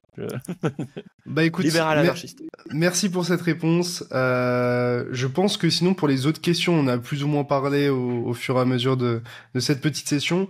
Donc déjà, merci beaucoup pour ton temps et toutes ces réflexions et ce temps de cerveau tout simplement. Franchement, merci beaucoup. Je suis vraiment, enfin, c'est un privilège de t'avoir et de pouvoir discuter de tous ces trucs-là. Moi-même, ça m'ouvre un petit peu mon esprit et les horizons sur pas mal de sujets. Enfin bref, moi j'ai appris pas mal de choses avec cette interview, donc déjà merci pour ça. Je te laisse peut-être le mot de la fin. Où est-ce qu'on peut te suivre, mais surtout est-ce que tu as peut-être un petit mot à dire aux personnes qui sont restées jusqu'au bout? Ah bah bravo déjà. Non, bravo. Et puis si vous en avez pas assez et que vous n'êtes pas sevré, bah vous mettez grand angle, éco, crypto ou méta en fonction de ce qui vous intéresse et puis vous atterrirez sur YouTube en général. Et voilà, mais surtout au-delà de ça, bougez. Je veux dire, ce qui est immobile est mort et ce qui bouge est vivant. Donc quand vous savez pas quoi faire, il vaut mieux faire n'importe quoi entre guillemets, tant que ça vous coûte pas trop cher. Vous apprendrez des Mais choses. entreprendre des choses. Hmm. Vous apprendrez des choses en Entreprendre des fait en faisant choses. n'importe quoi. Donc Exactement. Et au bout d'un moment, en fait, quand on brasse de l'air, qu'on s'ennuie ou qu'on fait des projets un peu claqués ou qu'on s'occupe tout simplement, et ben à un moment, ça finit par prendre du sens. Et voilà, donc bouger. bah écoute, je trouve que c'est des belles paroles pour terminer cette interview. Merci beaucoup pour ton temps, Richard. Passe une très bonne soirée et à plus, c'était Picsou. Tchuss. Merci à toi, salut.